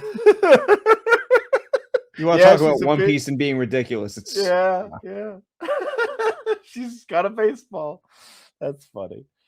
Okay, so this is the drawing that Oda provided for the Netflix team, I guess. Yes. So he created this design specifically for the show. Yes, that's pretty cool, actually. Also, people saying her name should be. People saying her real name should be Ruth, since Mr. Four's real name is Babe. That's funny. As far as the subplot itself goes, I was fine with it. Yeah, I just one of the disadvantages of they needed something if we wanted like them to stay in our minds before season 3. So I'm glad they gave them something. Part of me does kind of wish it could have like been a bit more spread out the way that the Kobe Helmeppo stuff was in season 1, but it would have cut into what was a very well paced season. So I'm fine with it not being. Well, it was cool because like I didn't know exactly where they're going with it at first. I'm like, what's this? So for me, it was like I don't know what's happening because normally I'm used to like things knowing what's going to happen. But then like when I saw Mr. 11, it clicked. Like, oh, okay, this makes complete sense. Like this is how they found Mr. 11 and got the intel. Yeah. But it does give Tashigi a little bit of a W here. So we get to see Tashigi actually have a fight, and she's able to defeat Mr. 11. And she's able to collect a sword. So it kind of gives us more Tashigi development and infuses to the character that we've been established. So for me, that works, and I think it's cool to also give us Mr. 11. This is more development that she's gotten in the manga, I would argue. Yeah, so I mean, it's nice that we got this moment, so I'll take it. And I thought it was cool. But yeah, it was also fun because it was something new for me, who's experienced so much of One Piece, to like actually have something new that like I wasn't expecting in this portrayal. So so cool. I did want to go back real quick for episode 2. I thought the payoff for the Zoro tool that he came up with was hilarious. That was incredibly funny. Because like Great, right? I made a big sword. Yeah. So Zoro comes up with this dumb idea, and then there's like that fake payoff where he goes to like rescue Usopp. It's like, oh wow, it was actually just useful, and then it breaks. It just breaks immediately. And I like that especially too, because one of the criticisms I think some others had in the first season was that Zoro in the first season is like stone cold serious like the whole time. There's none of that Zoro. There's just a tiny bit of Zoro humor, but they let him be a lot sillier in this season. He laughs more. He cracks jokes more. It's way more goofy. He's dumber at times when it's a girl whale. Which is either the same joke someone came up with or direct reference to the animated movie Monster House, which has a very extremely similar joke in it. I don't know, it's funny, but that was really good. I have a great sense of direction. Was a highlight. Oh yeah, that's another great line. With Tashigi in lockdown, that was great. Yeah. In episode 3, we had Whiskey Peak. Yeah, so what did you guys think of the Whiskey Peak? I feel like someone. Can we talk about the choreo? Can we talk about the choreo and Zoro's bar fight? Talk about the choreo. Come on. So that's another one I read that McKenyu specifically was like, we have to make sure I fight exactly 100 people because the fans are going to count. And apparently he fights exactly 100 people. Yep. They specifically did the choreo for that. We were counting. The math lined up. The math was mathing. Incredible. Yeah, we love to see it. I love to see it. I also like the snippets of Mihawk and kind of like Zoro's like influence like mindset. Mental Mihawk. I thought that was like a really clever, fun way of kind of giving us a little peek into Zoro's brain. That was cool. Yeah, it's also another way to bring back one of the actors that we had from season 1. But Stephen John Ward apparently said in pre-release of the season was like, oh, they didn't invite me back, so he's a fucking liar. Amazing. He's like, oh, that was for next season. Oh, my bad. Oh, my bad. I know. I'm not a fan of hallucination like interactions in general in media. It's like a trope I just don't enjoy. But it does kind of work for me here. How like Zoro's kind of like in his head. He's still recovering over the defeat. So I do like how Zoro's kind of like trying to overcome that. And now he's got 3 swords. He's able to try to like get back to like moving forward. And Luffy had that little pep talk with him too to try to like, tell him like, hey, like you lost, but like you got this. Like just keep going, dude. I lost wrong people. Sorry, I keep go for it. I feel like I'm constantly about to interrupt people all the time here, but like it didn't overstay its welcome. It like if they had kept doing that like each episode, I would have gotten sick of Mental Mihawk. Just one episode. It's like Zoro gets over it, he moves forward, he's like, I'm gonna get my groove back. Go away, Mental Mihawk. And it worked for that episode, and they didn't milk it too much. Right. We get the good sword line. Yeah. That sent me. That was great. I think really, like Mihawk being like a manifestation of like his mental hurdle. I think it would like landed well and kind of like got the point across. Okay, I'm gonna jump in again here to talk about the music because the song Whiskey Peak Saloon has been stuck in my head for the last like week and a half. It's the greatest song in the season. Well, it's like tied with the Chopper song too. The Chopper song's pretty great too. Yeah. But I have just been humming Whiskey Peak Saloon, Whiskey Peak Saloon at work for the last week and a half. And it's just the sax from Leo Yep. P just goes so fucking raw on that thing, Yeah, and it's so good. Yeah, I had a note amazing. here. Whiskey Peak Saloon theme is a jam. It's a jam, It's a man. jam. It's a bop. It is a bop. Yeah. And then Right. then Mr. 8 going to town on that sax, dude. So Yeah. good. It's Yeah, absolutely amazing. phenomenal. Oh yeah. And I then think- even just like in general, like they started adding sax and like stuff to like the overall music while they're at Whiskey Peak. So it's cool how like the music is kind of changing depending on like where they are. And that was a Yep. nice little detail. Mr. 8 Agram also gave me like one of my favorite moments of the season, and one of the ones that made me realize like the fact that my biggest qualm about season 1 was being corrected. When he's talking with Luffy in the bakery and he says, "Seems wherever you go, you help people." And Luffy just says, "I do." Yeah. Because for me, like the only line that I just like genuinely disliked in season 1 was, "I'm a different kind of pirate." Because to me, for me, it just like felt like, one, it was Luffy being like Luffy being focused on morality in a way that like he just canonically isn't in my experience of him. It's all But self-aware. also, yeah, just given the way like it was framed, because like of what Kobe was bringing up, like, and it was in Right. response to, but also of a just like but like One Piece is pirates, but like they're not normal pirates in the way that you might think Western audience who's seeing this story for the first time. And to me, it just, that line just, there was a sense of ease, and there was a sense of, oh yeah, I do things without realizing it, and I just am the person that I am. That just felt very indicative of like the direction the show was going in. That I was over the moon when that little interaction happened. And it was also just another good showcase of how well Luffy places his trust in people, and like that emotional sense that he has. I'm really glad we got to get like another little showcasing of that in Whiskey Peak.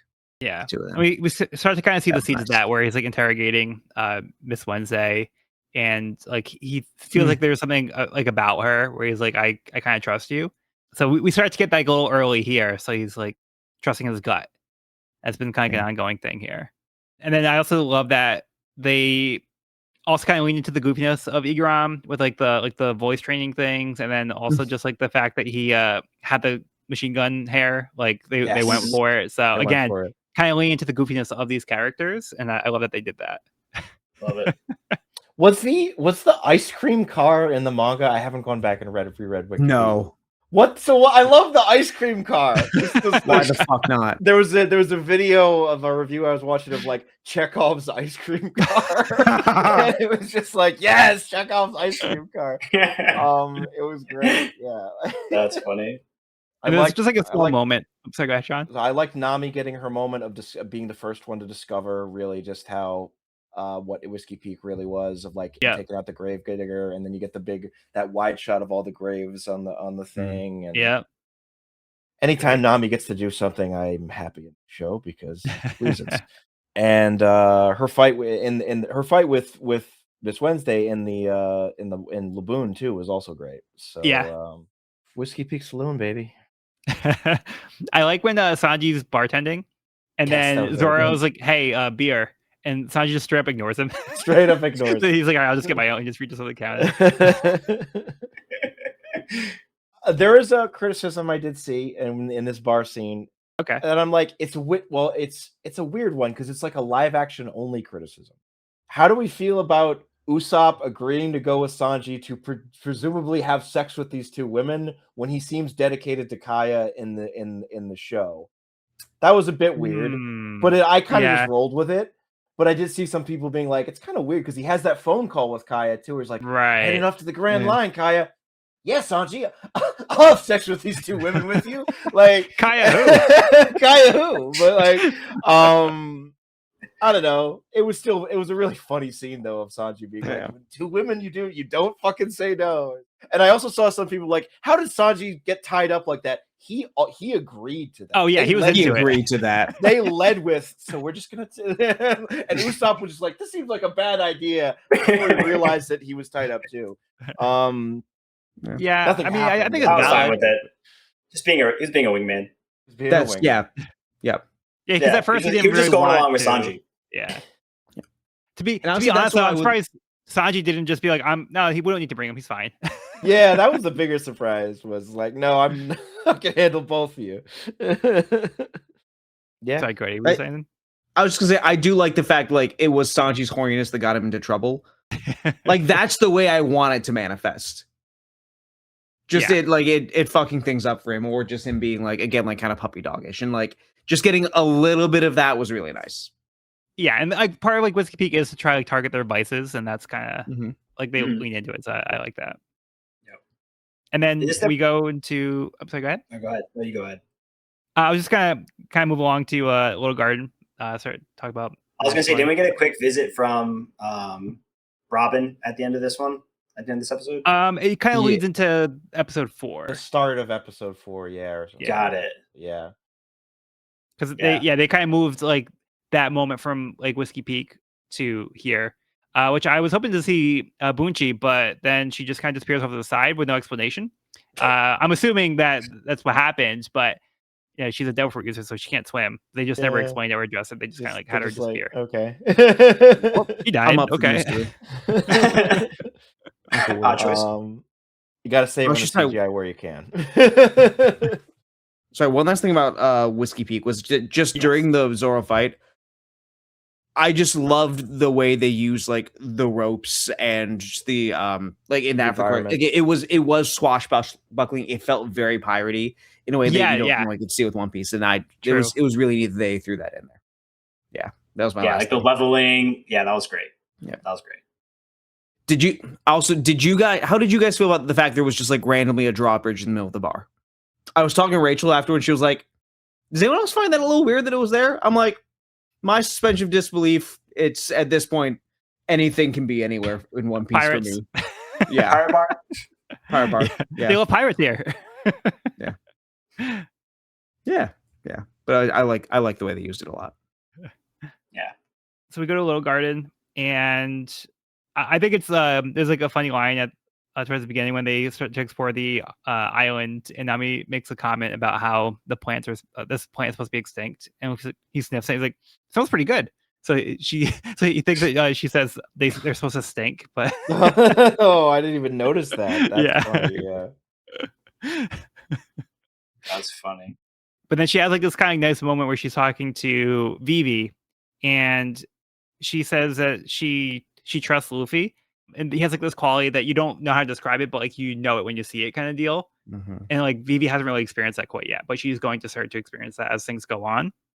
But it's nice to see Nami acknowledging that, because we saw where Nami came from, and she like learned to trust Luffy, and we're going to see that throughout the rest of the season 2 about her just trusting Luffy to to take care of the situation.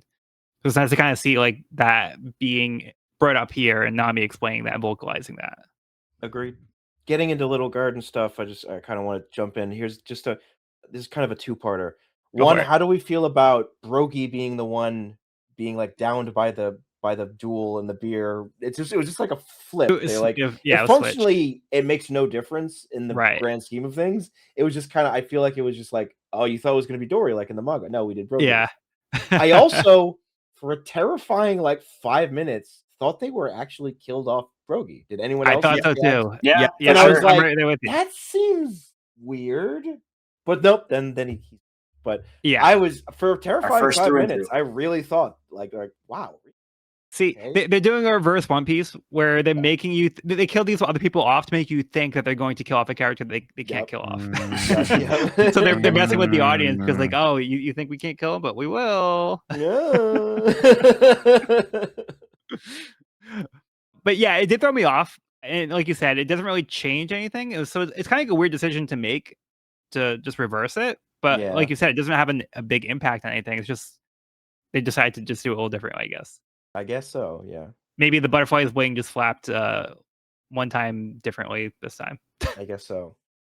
Were they paired up the same way in the manga? It was like Usopp comes in to contact with Brogy. Yeah, and that's the same. Maybe And that's Luffy why, meets because it's like Usopp has this moment in this chapter, and part of it is speaking with Brogy after he's been downed, and they already had that. Like they built the connection in the live action. Yeah.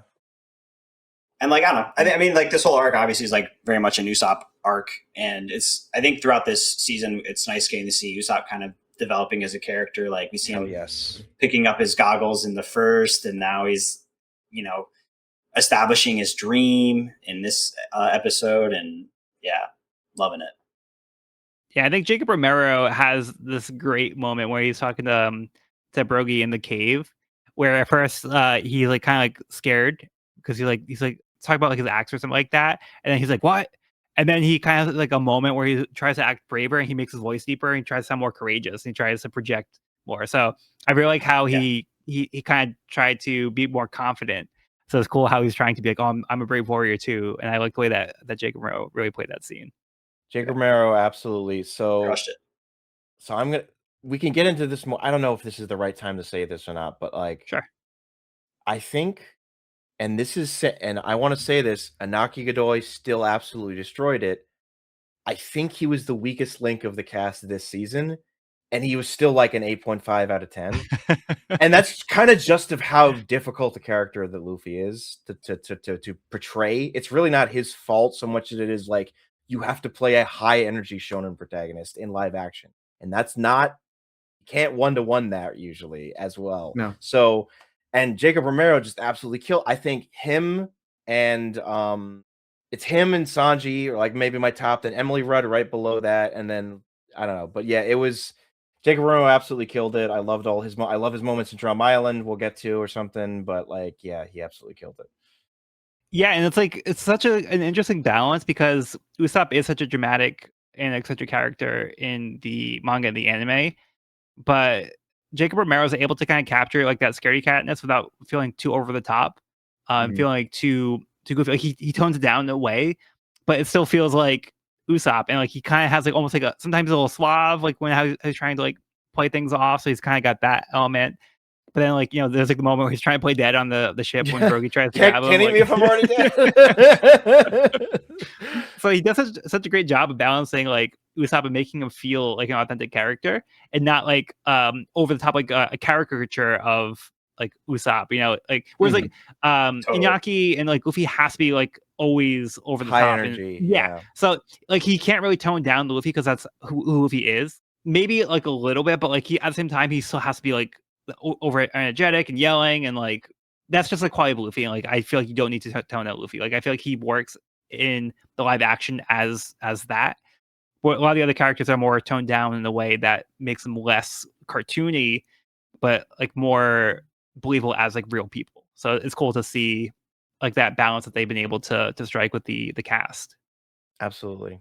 So David Asmalcian, phenomenal. We could talk more about him, but also Mr. Five, Miss Valentine, Miss Golden Week, phenomenal.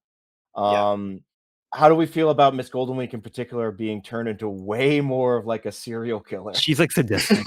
She's like terrifying. Like I didn't know that the actress who plays her also played like the stage musical Beetlejuice Lydia. She's Lydia, yeah. Yeah, and she channels that real. Yeah, look up some her in costume as Lydia. Huh. She looks great. Yeah, it's great. Crazy. Yeah, Sophia and Caruso. Sophia and Caruso, she absolutely nails it. And like just my dolly, I want my dolly. It's like Jesus Christ. I love when she threatens Mr. Three. He's like, okay, yeah. Like, I'm not fucking around with you. Okay, never mind. Yep.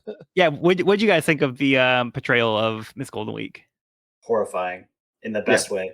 I liked it. It was a cool conflict for Luffy to have. I kind of liked it better than just like the randomness of colors trap in Little Garden. It wasn't necessarily my favorite thing about Little Garden, like it, and not that it was a bad thing. Just like I just like the Usopp stuff even more. I just like Dory and Brogy even more, like Mr. 3 even more. But I thought it was a serviceable way to do the character for the live action. It worked. Yeah, it worked really well. Yeah, it really worked for me. Like, yeah, the character is very different from the manga, whereas I feel like in the manga she's just kind of like very She's very like a chill, calm low little key. girl all the Yeah, time. Yeah, it's kind of like she's not really phased by things. and I do love I do love the jokes in the manga. I can't remember. Again, I should have reread these goddamn chapters. But I mean, that was a while isn't ago. there like Yeah. several panels of like they cut to Luffy and he's like the tea is fine or something? Yeah, Is there, yeah, like, there's yeah. and like we sort of get that when she stabs him in the leg and is like, "Tell Yeah. me how the tea is." And like, the tea is fine.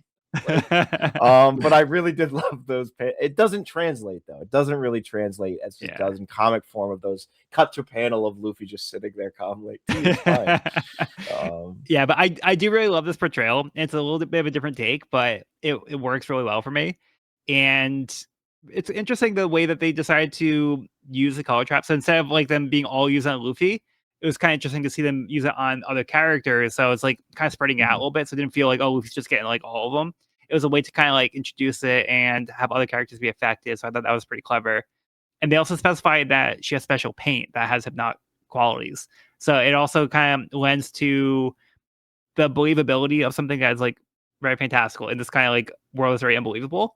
But because people think of Miss Golden Week, sometimes they forget she doesn't actually have a devil fruit because like it seems like for all we know, it's just magic. Like it's just no, which is the in canon universe is hypnotism. Yeah, which they say it's still a form of hypnotism here, but it's like they're saying the paint has this quality. It could be like something that goes through their skin through or the something. skin. That's they say it absorbed through the skin specifically. Right, exactly. So it's like it kind of give like an explanation to maybe help sell it more to audiences. So I think it works. And it can also backfire because it's not a devil fruit. It's not something she like controls. It's like it's outside of her. Her breakdown scene was really well acted too. Yeah, that was also horrifying. Also horrifying. Yes. Yeah. Like the screaming. Yeah. That was rough. I think visually they did a really good job with like the painting of the symbol and like the eyes kind of flashing that color. I loved apathetic Nami. Oh yeah, she was so funny. So funny. I wish I had a puppy right now or something. Oh yeah, it was like that cat, like the cat. The cat. I want to pet that cat. It's whatever. And then like laughing Zoro too, or something of it. Oh, and then when Usopp gets knocked down, she's like, "Bye, Usopp." Bye, Usopp. Yeah, that was all really funny. Oh, and we also, while we're still in Little Garden and Vivi, we know Karoo in the feathers, but we get a mention of Karoo, and it's like basically guaranteed we're seeing him next season. I think we'll see him next season. Yeah, I think we'll get the whole squad next season. And I also think some people, this is again, I'm taking other people's opinions and I'm just absorbing them into my own being because I agree with them. But I saw some people being like, it makes more sense if she's trying to go undercover. Should I bring the Alabastan native duck with me? I'm definitely not the escaped princess. Like, oh, this is my native Alabastan duck. Like, so it makes more sense for her to not have Karoo in a way. But yeah, agreed. Plus, he's safe at home. He's not going safe to at home. He's not yet. Just chilling. Can't wait to see Karoo. Karoo. Also, while we're still on Little Garden, I think the depiction of the giants was so good, like so believable, and just really well done. It felt believable. Yeah. I wonder how they shot it. Like, I'm really curious how they like perspective tricks and right. It felt like, more like perspective tricks than like CGI or editing. Like, it felt like they were. I'm sure there was a bit of both, but so there's some great behind the scenes videos on YouTube right now, and like I think Netflix just put something out too. Actually, yeah. I haven't watched it yet though. But I highly recommend specifically, I'll just say this now, there's a video about the costume design from this one woman on the In Style channel. Like look up One Piece costume design season 2 or something, and she goes over all the costumes in depth and like close up, and it's like there's all these little Easter eggs that are just phenomenal in there. Like nice shows. So I highly recommend that. And the fact that all the costumes they wore, particularly the straw hats, are all either from the manga or from the color. What are they called? Color spreads or color walks. Yeah, including covers, the shirt. The shirt that Sanji wears on Little Garden is from a color walk, and it's from a like tiny little image of him in a color walk. It's red with black splashes, and it's like this tiny little image they use as a reference, and it's like that's cool. crazy. Nice. Cool. Yeah. We talked about the things that McCann fought for, but Emily Rudd specifically fought for like I think the mini skirt and Little Garden, like certain outfits. She's like, no, it has to be like the one. Nice. It has to be the one that was in the manga, please. Yeah. It's like I always wanted to wear that outfit. Yeah, no, yep. I respect that. I like that the actors are advocating for themselves and also the characters. So I like that they're trying to make sure that it's being done right and that the production is, going along with it too, where it makes sense. So I'm not sure what didn't or didn't make it, but I do like that. They want to do these characters right, so they're actually trying to make sure it's being done that way. So yeah. And we did have Miss Valentine and Mr. Five introduced, I believe, last episode, but they're more present here. And again, just killing it. So Jazara Jaslyn as Miss Valentine and Camus Johnson as Mr. Five, who I'm familiar with from the CW shows. Oh, really? So, yeah. What was he on? It was cool seeing him. He was in Batwoman. But yeah, I believe he played Lucius Fox. Or is it? Oh, okay. Or is it Luke? Oh, So it was Luke Fox. Yeah, Luke Fox. There's a line of when Zoro makes fun of his like. He says something to the effect of like having a power that doesn't require boogers or something, and like, and Mr. Five's like, hey.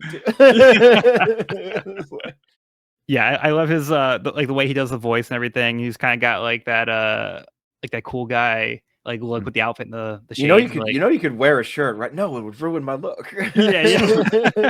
The 5 tattoo. The 5 tattoo. I gotta stay branding. Like, imagine if he ever got promoted to like Mr. 4 though, and he's like, oh, shit. I guess that's what I'm saying about like all Baroque works. They have like these very permanent like number things that they put on themselves, and then it's like, well, I guess you're locked to that number forever then. Yeah. I hope you really like being Mr. 9, because you have 9 tattoos on your face. Right. Like, yeah, it's and David Dastmalchian, I love the line of like my associates are so focused on the work that they forget to be Baroque. Yeah. That was really good. Yeah.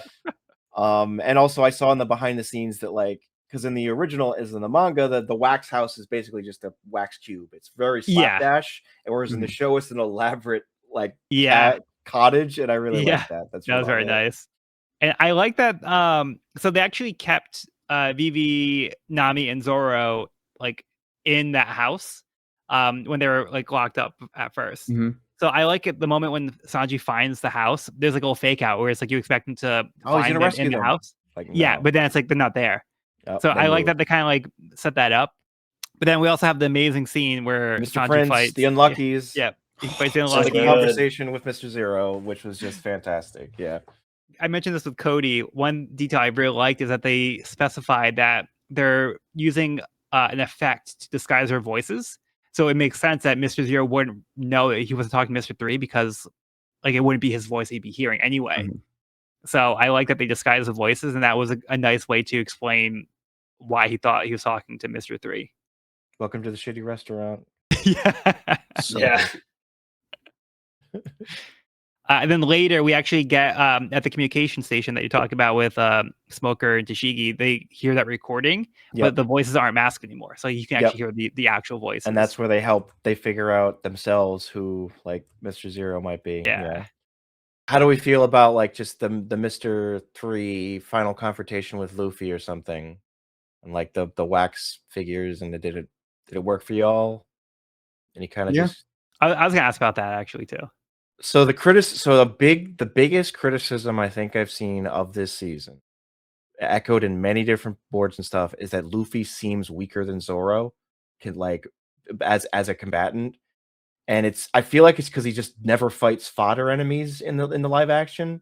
He never gets to just like take out a room full of Marines or something. He only fights the primary target, and there has to be a moment of the primary target fucking with Luffy, and then it's like, oh, and then he finally takes him down, whereas Zoro's taken out fodder enemy after fodder enemy, like, and it just, that live action onlyers might get the impression that Zoro is stronger than Luffy at this point in the show, which is not supposed to be the case.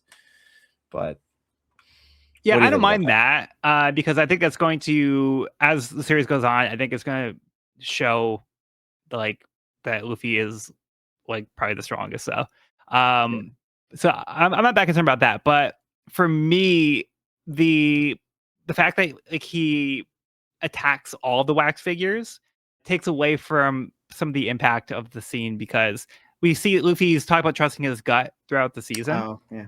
And in the manga, what happens is he just happens to hit Clocks the right him one. immediately. And Yeah. like he's like, how'd you know it was me? He's like, instinct. So it's just like one of those moments that kind of highlights Luffy's like just built different. And in this case, it's like, oh well, he's just attacking everything and he's still not hitting him. So he's just like, I kind of makes sense, but like it also kind of takes away from like something that I feel like could have been built up a little bit more, and it would have been more impactful if he was able to just kind of hit him. But that's just my complaint. I don't know if you guys had, if you guys don't mind that. I think I kind of agree. That's a good point. It's my overall thing is like I do wish Luffy had just been shown to be a bit stronger at times, because he seems like it's, I don't know, but the other criticism, we're dipping into the later arcs here too, but it's like he handles Wapol in like the manga very easily, whereas in the show it's a much more of a struggle, a long-term fight of like Wapol's actually holding his own, whereas like in the manga, if Luffy actually gets his hands on Wapol, he basically one-shots him. But like we're in here, he's like doing the whole like holding in the mouth thing, and oh, I gotta do this. We'll get there. I don't know. I think they could. I think we're gonna get some really cool stuff with Luffy in season 3, obviously. So Yeah. they'll really establish just how badass he is there. I think we'll get a level up in powers and ability and stuff. Yeah.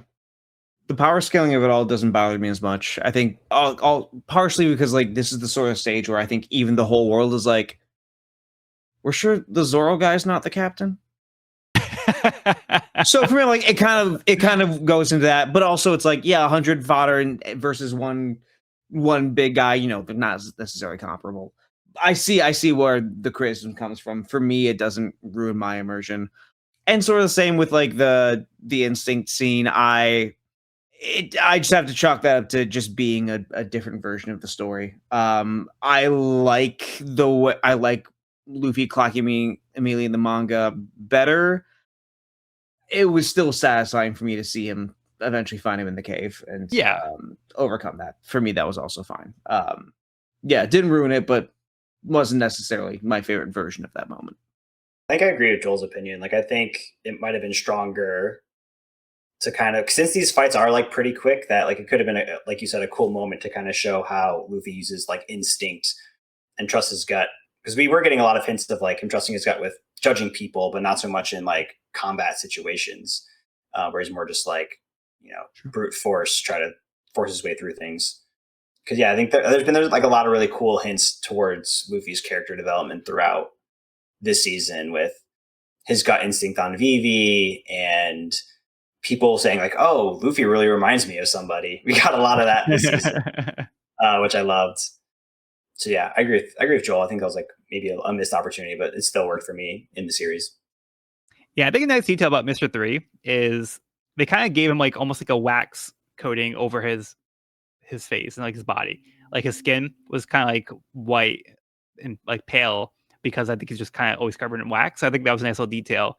And like even his nails like were kind of like long and like I don't know if he did like kind of wax nails or something, but just like these little details. And again, like committing to like the wacky hair, giving him the 3 hair. So I love that they're committing to like these character designs and going for it and just completely nailing it. And then of course they kept the awesome scene where Zoro decides to do the pose. So I love that they kept that. And they kept the scene of him starting to cut his legs off. Yeah. Which works, because like at least he didn't like start cutting like super deep. Like he got like, he was just like, oh shit. Yeah, it's not like, oh, he's gonna have to get that reattached. Like, yeah. So yeah, they did it just enough to like reference it. So like I like that they went that way. Really cool that they did the Hakoku sovereignty with Dorim Brogy. They also went for that, and I thought the scene went a little quick. The way that they like just kind of immediately took out the goldfish. There was like barely like a scene to like really build up like them about to go into it. Like it just felt very fast for me personally. I don't know if they could maybe taken like, a little extra moment with that, but minor criticism. But other than that, really cool seeing them do that. Then we move on to Drum Kingdom.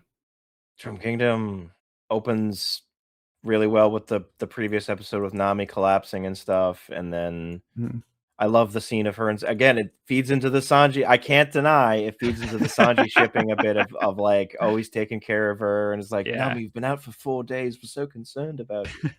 Something.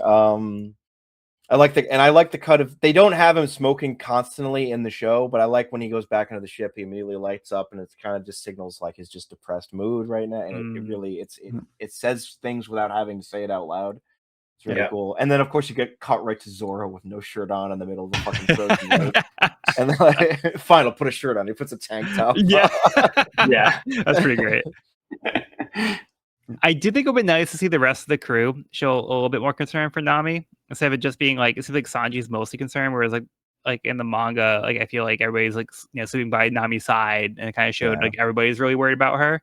So I kind of feel like that's just like a little bit of a missed opportunity, but it kind of shows like Sanji in particular and like his care. That's what I'm saying. Yeah. I do like the fact that they did focus on like each Straw Hat individually to a degree in each arc. Like they made Whiskey Peak a little more about Zoro with the mental Mihawk. They highlighted, I didn't mention this when we were talking about Reverse Mountain, but they highlighted like Nami's difficulties as a navigator and not knowing as much as she thought she did when it came to that. You know, Usopp already had his moments in Little Garden, but they focused on that a little more. And I would have liked to see the rest of the crew more involved with the worry about Nami. I do agree with that. I am glad that they at least used it to give Sanji some more mileage here. So I like that on like a macro season level. Drum Island does seem like the weakest implementation of it, though. Also, really, Taz Skylar made those rings himself. Oh, really? Yeah, I read that as well. Yeah. Wait, He bought some. So for his rings that he was wearing, which I think again came from a color spread, the idea for him, the production just like bought like some Temu quality rings and Taz Skylar was like, no, we can't have this. And so he bought like a bunch of silver and like I think like not like a full on forge, but like a way to make silver rings.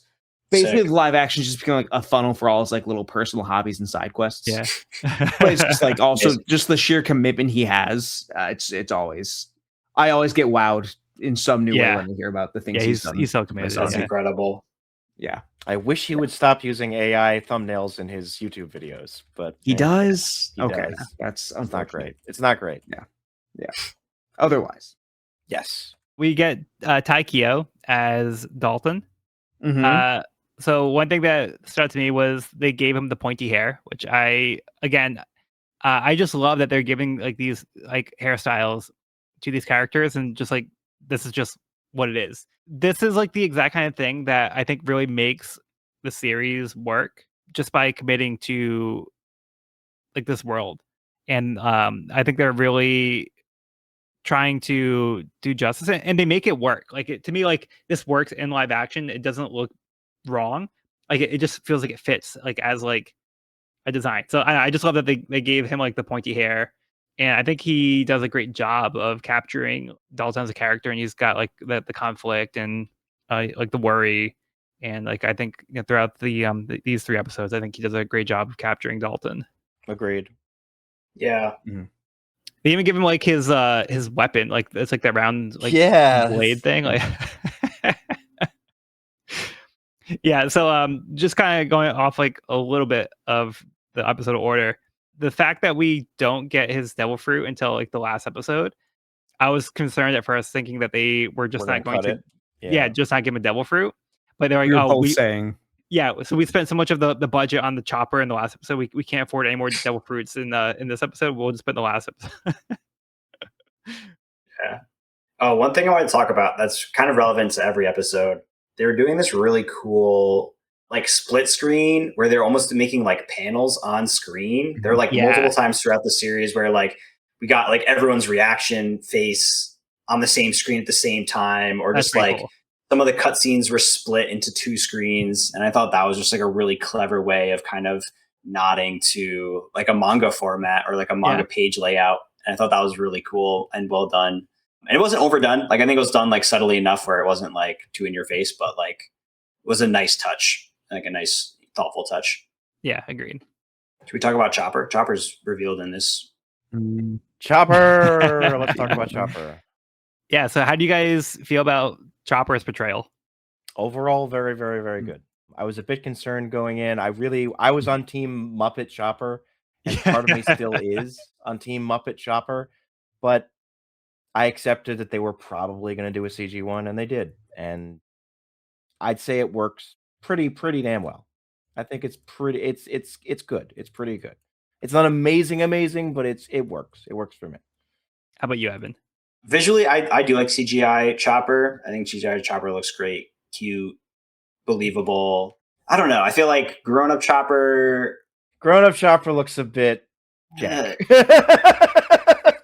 There's just something off. Like I it. can't put my finger on it, but it's not quite what I was envisioning. I don't know. And also the voice, I'm not sold on. Like, I think the casting's been incredible for every single character, but the voice acting for Chopper, like, it's not bad. It just doesn't land for me yet. Maybe it'll grow on me, but like, I'm just not. I don't know. Yeah, so we have Michaela Hoover as Chopper. Mhm. Yeah, and it's nothing against like the act. I don't know. I guess it's just like what I was envisioning didn't quite line up with the live action. And this was one of the few things that was spoiled for me before going into the season. Like I tried to avoid trailers or any kind of spoilers before watching the series, but I did see the Chopper reveal. Yeah. And I also didn't love the voice that in that moment, like my very first impression of Chopper, didn't love the direction of the voice acting.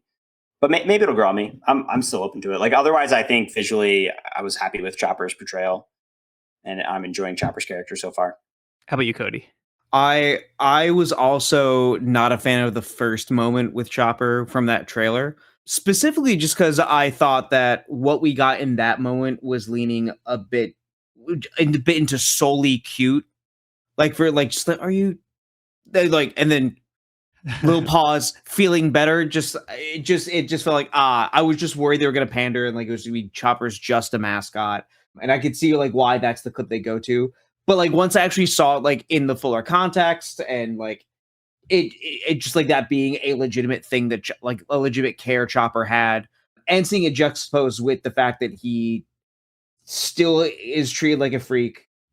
Just the aggressiveness that he has, which is something that I really liked in his first meetings with the Straw Hats, like in the manga, that all felt like it was very faithfully done. I felt like Michaela Hoover's voice acting was subtle but really versatile. I think she captured like all the different facets of him.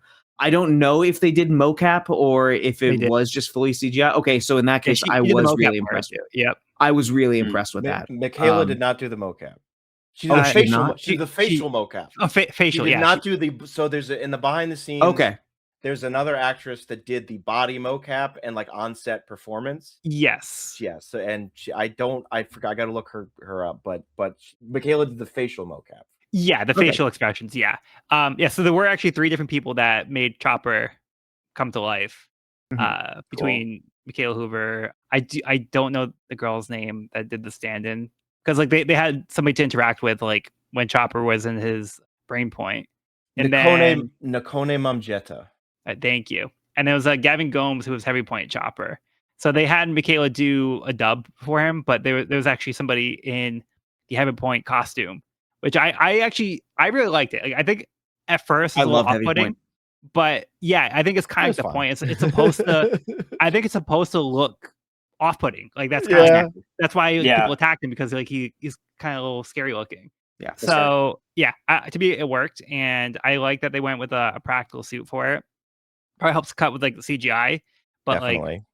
but they did like clever things with the transformations, like with like camera angles, like showing like the people reacting and like looking up and like looking down as Chopper transformed.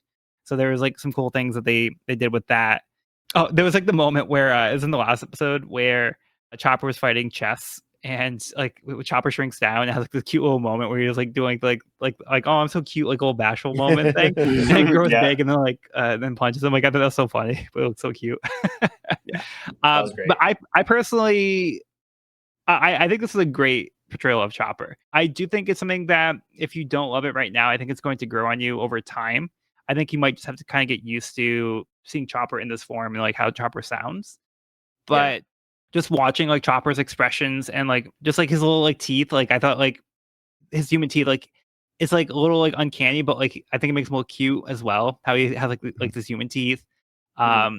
Chopper was just like so heartbreaking, and like the earnestness of the character and like the emotions that he was experiencing, and like there was a lot of that going into like this backstory, and that's why I think his backstory episode is one of my favorites, just because like how much goes into developing Chopper and showing this character, and like there's so much Chopper. Like I'm actually surprised how much they were Yeah. able to incorporate Chopper into these Mhm. episodes, and they're going to have Chopper in a lot of episodes going forward. So it's nice that they show that they can do this much Chopper, and it works. Like it translates well for me, in my opinion. And I think Michaela Hoover, like I really like Chopper's voice, and I like that she kind of captures almost like that youthful, like kind of innocent kind of sound. But like I don't know, like I feel like it just really works for me. I know Courtney isn't really a big fan. Like I think she's more like on Evan's side, but I think over time, I think it's something that people are just going to it's going to grow on them more, and they're going to get more used to it. The more we hear, I think the more it's going to just feel like Chopper. Yeah. I was very, very pleasantly surprised when all was said and done. Yeah, Yeah. I think to pull this off, I think is a feat. Yeah, To for make it sure. work as well as it did. 8 years ago, people were saying like it was impossible. They were saying there was no way they could convincingly Yeah. do Chopper. Yeah. And here we are. I feel like the climb up Drum Mountain. I don't know if it felt like there was something missing for you guys. It almost felt like it was a little too fast. Again, like I get to try and keep the story moving and the agree. pacing, but there was just something that kind of felt almost a little like Luffy doesn't fight as hard for it, which I don't want to like take away from the moment, but I just kind of feel like there was something about it that just felt like it went by too fast, and it didn't feel like Luffy was climbing up for like hours. It just kind of felt like there was Right. like one scene and like he just kind of made it. There was no like fight up the mountain. Like I'm fine with like take out the Loppins and like the fight up the mountain.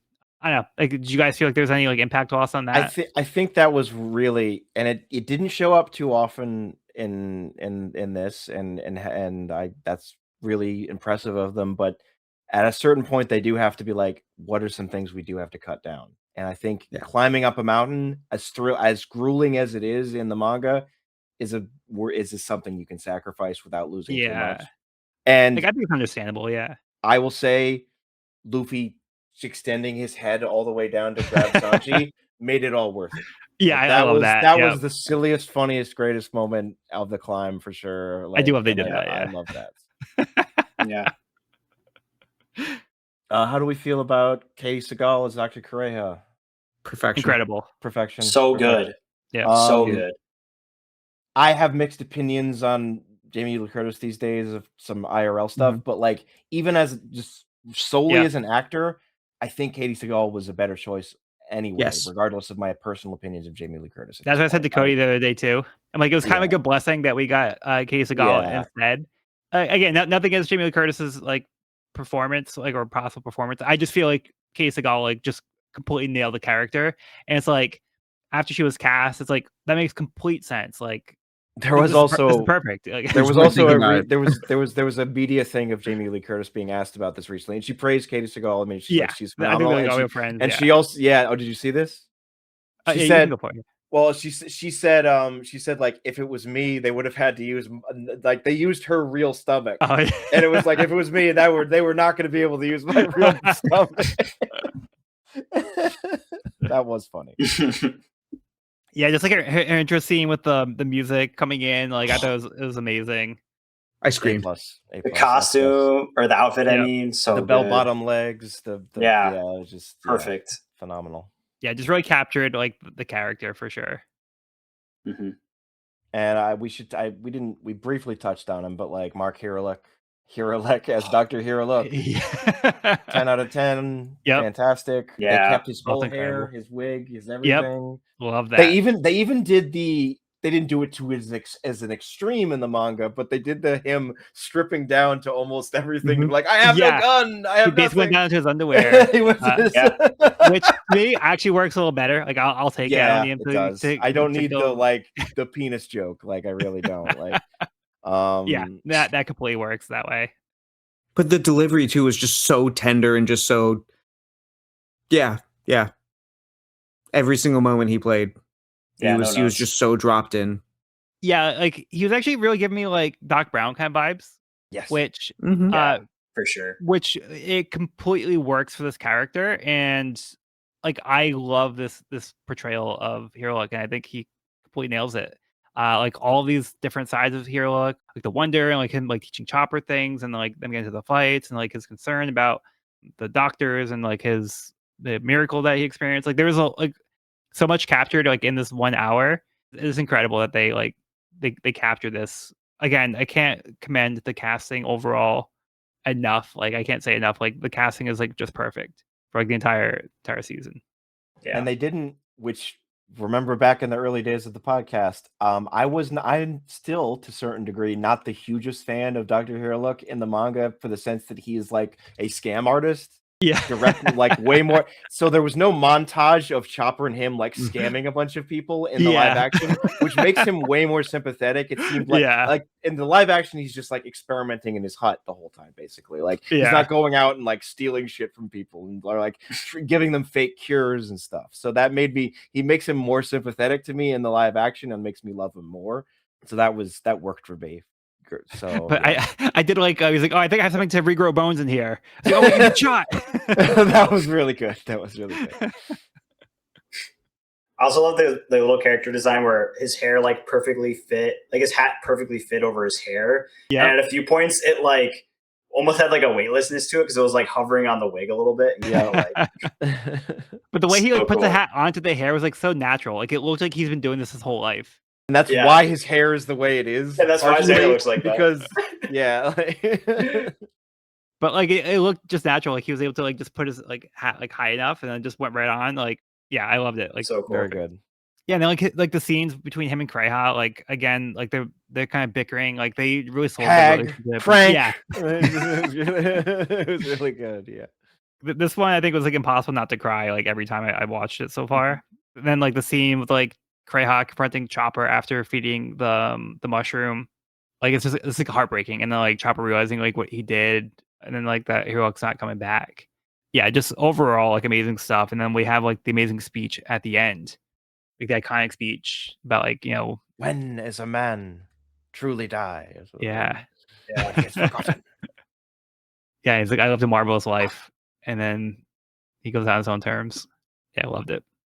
Oh god. We got to see like I just was always a big fan of the Shinten or something always holding their hands up like this. Oh, yep, The yep. doctors. We got to see them and doing the hands up Yep. pose. I love that. Yeah, and then we also get Rob Coletti as Wapple, Wapple. which I think they really nailed like the despicable character that he was. Like we had like the scene at the Reverie where he smacked Phoebe, which I was surprised that they kept that in. Like I thought they'd probably cut that out, but like no, this guy is terrible. He hit this kid, so yeah, it really just kind of shows. And like the way he plays Wapple is like so petulant, and but like he captures the character so well, and I love the way that. Again, going with the goofy mouth and like the metal and like just And that's a prosthetic, yeah, and it works, and it works really well. Yeah. How do we Works really feel? well. How do we took feel me some- about him? Oh, sorry, you go, Cody. I was gonna say it took me some time to get used to like the prosthetic personally.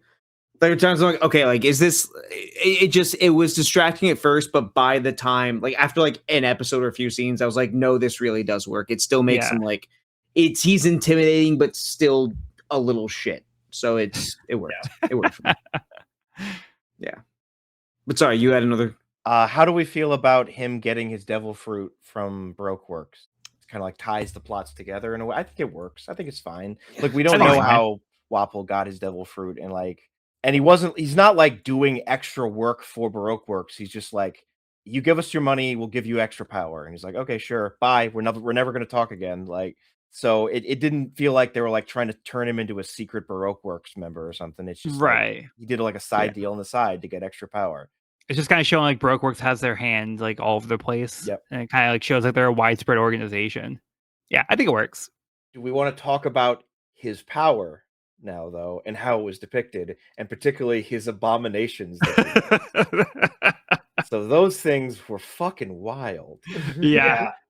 I thought like the Munch fruit wasn't gonna work the way it normally did in the manga because like I think like Wapple eating himself or like doing all the other weird shit he did. So the house wasn't gonna happen, but I thought that was really good. I wanted to get Chess Karimo. We don't get Chess Karimo, but we do get Chess Karimo because one of his abominations is basically the two people on it's Zing. basically it. Yeah. So it was crazy. I was like, this is some Cronenberg shit, man. Like, yeah, they basically took that concept and like, how can we make it even more horrifying? How do we just, make this so fucked up? Like, for all we talk about, like the pacing working out, Drum Island, like as it is in the manga, kind of would have felt, if it was done like 1-to-1 the way it was, would have been kind of a weird one to end a season on. But I think using his power to create an army that's taking over this island, I think was a good way to establish it as more of a final threat. So I am a fan of the way they had him use his power in the live action. I think it worked structurally. How about you, Evan? Yeah, I agree. Yeah, the abominations were something else. That was pretty wild. But I think like the way visually his mouth worked for me, the kind of like unfolding of this, like it almost like mechanically unfolded, which was like I thought pretty cool. Yeah, that all worked for me. Yeah, I feel like they built him up to be enough of like a end of the season villain that it worked. Yeah, I do think the Abomination Army was kind of like a cool way to have him use his powers in a way that like kind of fits into this version of One Piece. I didn't expect it, and those things were horrifying, but it was a cool take on the power, and it kind of makes sense based on like what we've already seen before. So I can't really like fault that. But I did kind of feel like some of the impact was lost with the actual Luffy versus Wapple fight, where it was inside, because we have the moment. Because like it's very iconic. Just the fact that it's like inside it felt like a little underwhelming how Luffy was just like on the wall next to the flag, as opposed to like holding it up outside on the tower, protecting the flag. Like, basically, like, Luffy didn't have like that iconic moment where like he's just holding the flag, and to me, it made a difference. Like the intention was there, it just kind of missed the mark a little bit, in my opinion. I think that's my weakest moment of the season. It was just like, let's put the flag up on the wall up there. Yeah, well, nobody can see it. Like, dude, come on. No, we put it on the thing. Come on. The whole pose. And it's like, all right, whatever. Yeah. It just didn't have the impact. It just didn't have the impact that it should have. But I like that they tried to include it. I just wish that it was portrayed better. Yeah. The ending of the Drum Kingdom stuff with the cherry blossoms, I was like, is this a Christmas One Piece episode? It really had it had a full Christmas energy. I swear it did. With the cold and the hoisting up and the music. And I was and then like, Santa's sleigh. The sleigh and all this stuff. And I was like, this is okay. Christmas in March. Christmas. New Christmas tradition. Yeah. Hey kids, gather around the tree. Let's watch these abominations be birthed from this metal man's mouth. You mean Immaculate Conception? Yes. You nailed it. You nailed it. Yeah, what'd you guys think of the actual cherry blossom scene? It was gorgeous. Beautiful. It was lovely. Looking beautiful. That was splendid. And I think it was cool getting the full picture of the island with almost like it almost looked like a giant mushroom, like the magic, like almost symbolic of like the magical cure all mushroom or a tree. Okay. That's true. Yeah. Because I mean, like you've only seen it in the manga before, right? So you haven't really seen the what they were seeing, where it's like everything's in pink. Because like when we look at the manga, it's like, oh, everything's white. Right. In the anime, is it supposed to look? Does it look more like a tree? Is that what you're saying? It looks more like this. Yeah, it's very close to the anime. Cool. Yeah, it's got that nice like pink glow, and like I think the snow effect is really cool. And they gave us like the crying Chopper, again, iconic portrayal of Chopper, and the sweet moment of Zoro like holding up Chopper on his shoulder, and everybody kind of comforting Chopper. Cute. And then we get like a reference to the Rumble Balls. Like Chopper has them. Yes, he's like, we didn't see them in action. So. See you next season. Yeah, don't worry, we're gonna do it, just not yet. we gotta get that budget up for next season. It's also in this scene where Kureha mentions the Goldie and the Will of D. Yep. Yeah. Which is the Will of D lives on, and it's again, I didn't reread the chapters, but it strikes me as like, God these crazy concepts really were introduced that early into the series. Yeah. Yeah. Because it's like the Will of D is such a wild thing that's so prevalent in modern One Piece that you're like, oh, they introduced that in Drum Kingdom before Alabasta. Like Yeah. this was a huge thing they introduced. Because previously the only character we knew with the D was Luffy. Yeah. Now we have the second character. So. And also in this season, we get a lot of reference to the similarities between Goldie Roger and Luffy. Yeah. Crocus mentioning them. I think reminding them of each I other. really like Smoker's scene in the bar where he says like why he hates Gold Roger and what Gold Roger did, and like he's like he brought chaos and so many innocents were caught up in that chaos, and like a metaphor of like creating all these pirates by doing that. And he died, so he doesn't have to live with the chaos he created. And it's like now he's going to seeing like, oh shit, more chaos is going to come from this. It gave him some motivation that I feel like it wasn't as prevalent in the manga or something. Yeah, I agree. I think they summed that up really well. Mm-hmm. Yeah, and then just real quick, I also like that they kept the dance with the six in Luffy's nose. The weird dance he does. Dude, the Japanese like stick mouth thing. I'm like, that's they did wild. It, yeah. I love it. They did it. I did not they think really they keep that did for a it. second. Yakigadoi stuck 2 fucking sticks in his mouth. He went for it. And you know he was game from day one. Yeah. He's like, we're doing the stick in the mouth. Right. Yeah. I will rupture a nostril to do this. Like I will do what I have to do. Yeah, and of course we get the amazing crocodile moment. Yes. Like he looks so good. His outfit looks incredible. Can't wait. It's something mentioned in that costume video I mentioned before, and I highly recommend seeing that. But he's got like crocodile leather patches on his thing of where the gold thing is, and like just so many awesome things. The only thing I guess I might is like I was like, because pulling off his slicked back hairstyle is kind of hard for me. It looks a little weird on Joe Mang, but he nails everything else that I was just like, yeah, it's great. Yeah, it's really good. For me, it still works. It still works. Yeah, no, it was like, it's fine. Maybe they can make the wig a little better or whatever in the next season, but it was totally fine. I loved his laugh. I loved his evilness. I loved his hook. I loved him, the Nico Robin reveal and the wanted poster and all that. It was really, really good. Yeah.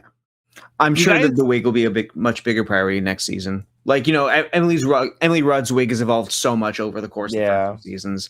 I think they're gonna make Crocodile like it's gonna be like again one of their biggest priorities. I can't wait to see his Logia powers, like his version. Oh yeah, right? If Smoker's as good as Smoker is, like hell yeah, it's gonna be so cool to see. Yeah. And Joe Manganiello's he's just already such a bastard in just this one scene. I can't wait to see just how evil he gets. I just need season 3 specifically for more Crocodile. Oh yeah. Yeah. For Manganiello. Thankfully we should get it next year. So hopefully I hope so. Yeah. I'm hoping they can try to keep it like hopefully every year or so. But we'll see. We'll see. If they can keep getting the renewals, if they can keep shooting seasons one after another, that would be great. So what I'm annoyed is I saw that it fell out of it never hit top number 1 in the US, but it hit top number 1 in like 70 other countries. Okay. So yeah, when I checked yesterday, I think it was number 2. I think now it's at number 3. So is it number 4 for a while in the US? Okay. Lower, but a bunch of fucking shitty reality shows. But people were posting a bunch of like, oh, in Italy it's number 1. Oh, in the Philippines it's number 1. Oh, and here it's number 1. So I'm like, okay, that's still good, I guess. Yeah. I think we'll get at least season 4. We're definitely getting season 3. I'd like it to go as long as it can without them rushing and taking as long as they can. We'll see. Agreed. I'm just enjoying the ride. Yeah, so I think we covered pretty much everything. I mean, everything that we could probably fit into this reasonable time period. There's more that we could talk about, but I think we should probably wrap it up here. Do you guys have any final thoughts you wanted to get out before we end the episode? There are so many that you could call it heretical, but there's so many things in the live action that I just genuinely enjoy more than the source material. So many might be pushing it, but Nami and Sanji are just so much better, and Usopp's better, and I just like them more in this than their current incarnations. So that's really cool to see these characters again, and they're like their East Blue selves, toned down from the kind of Flanderization I feel they are in the manga. Mhm. But it's a miracle. The show is a miracle. It'll always it remains a miracle in season 2. I hope it remains a miracle in season 3. I'm a little tiny bit concerned because Matt Owens is stepping down as showrunner for season 3, Mhm. but he still wrote the scripts and a lot of the things. So I'm not worried it's suddenly going to turn into grimdark One Piece with no whimsy. Like, but like I need more now today. Now more now. Now please. For me, the fact that like Agreed.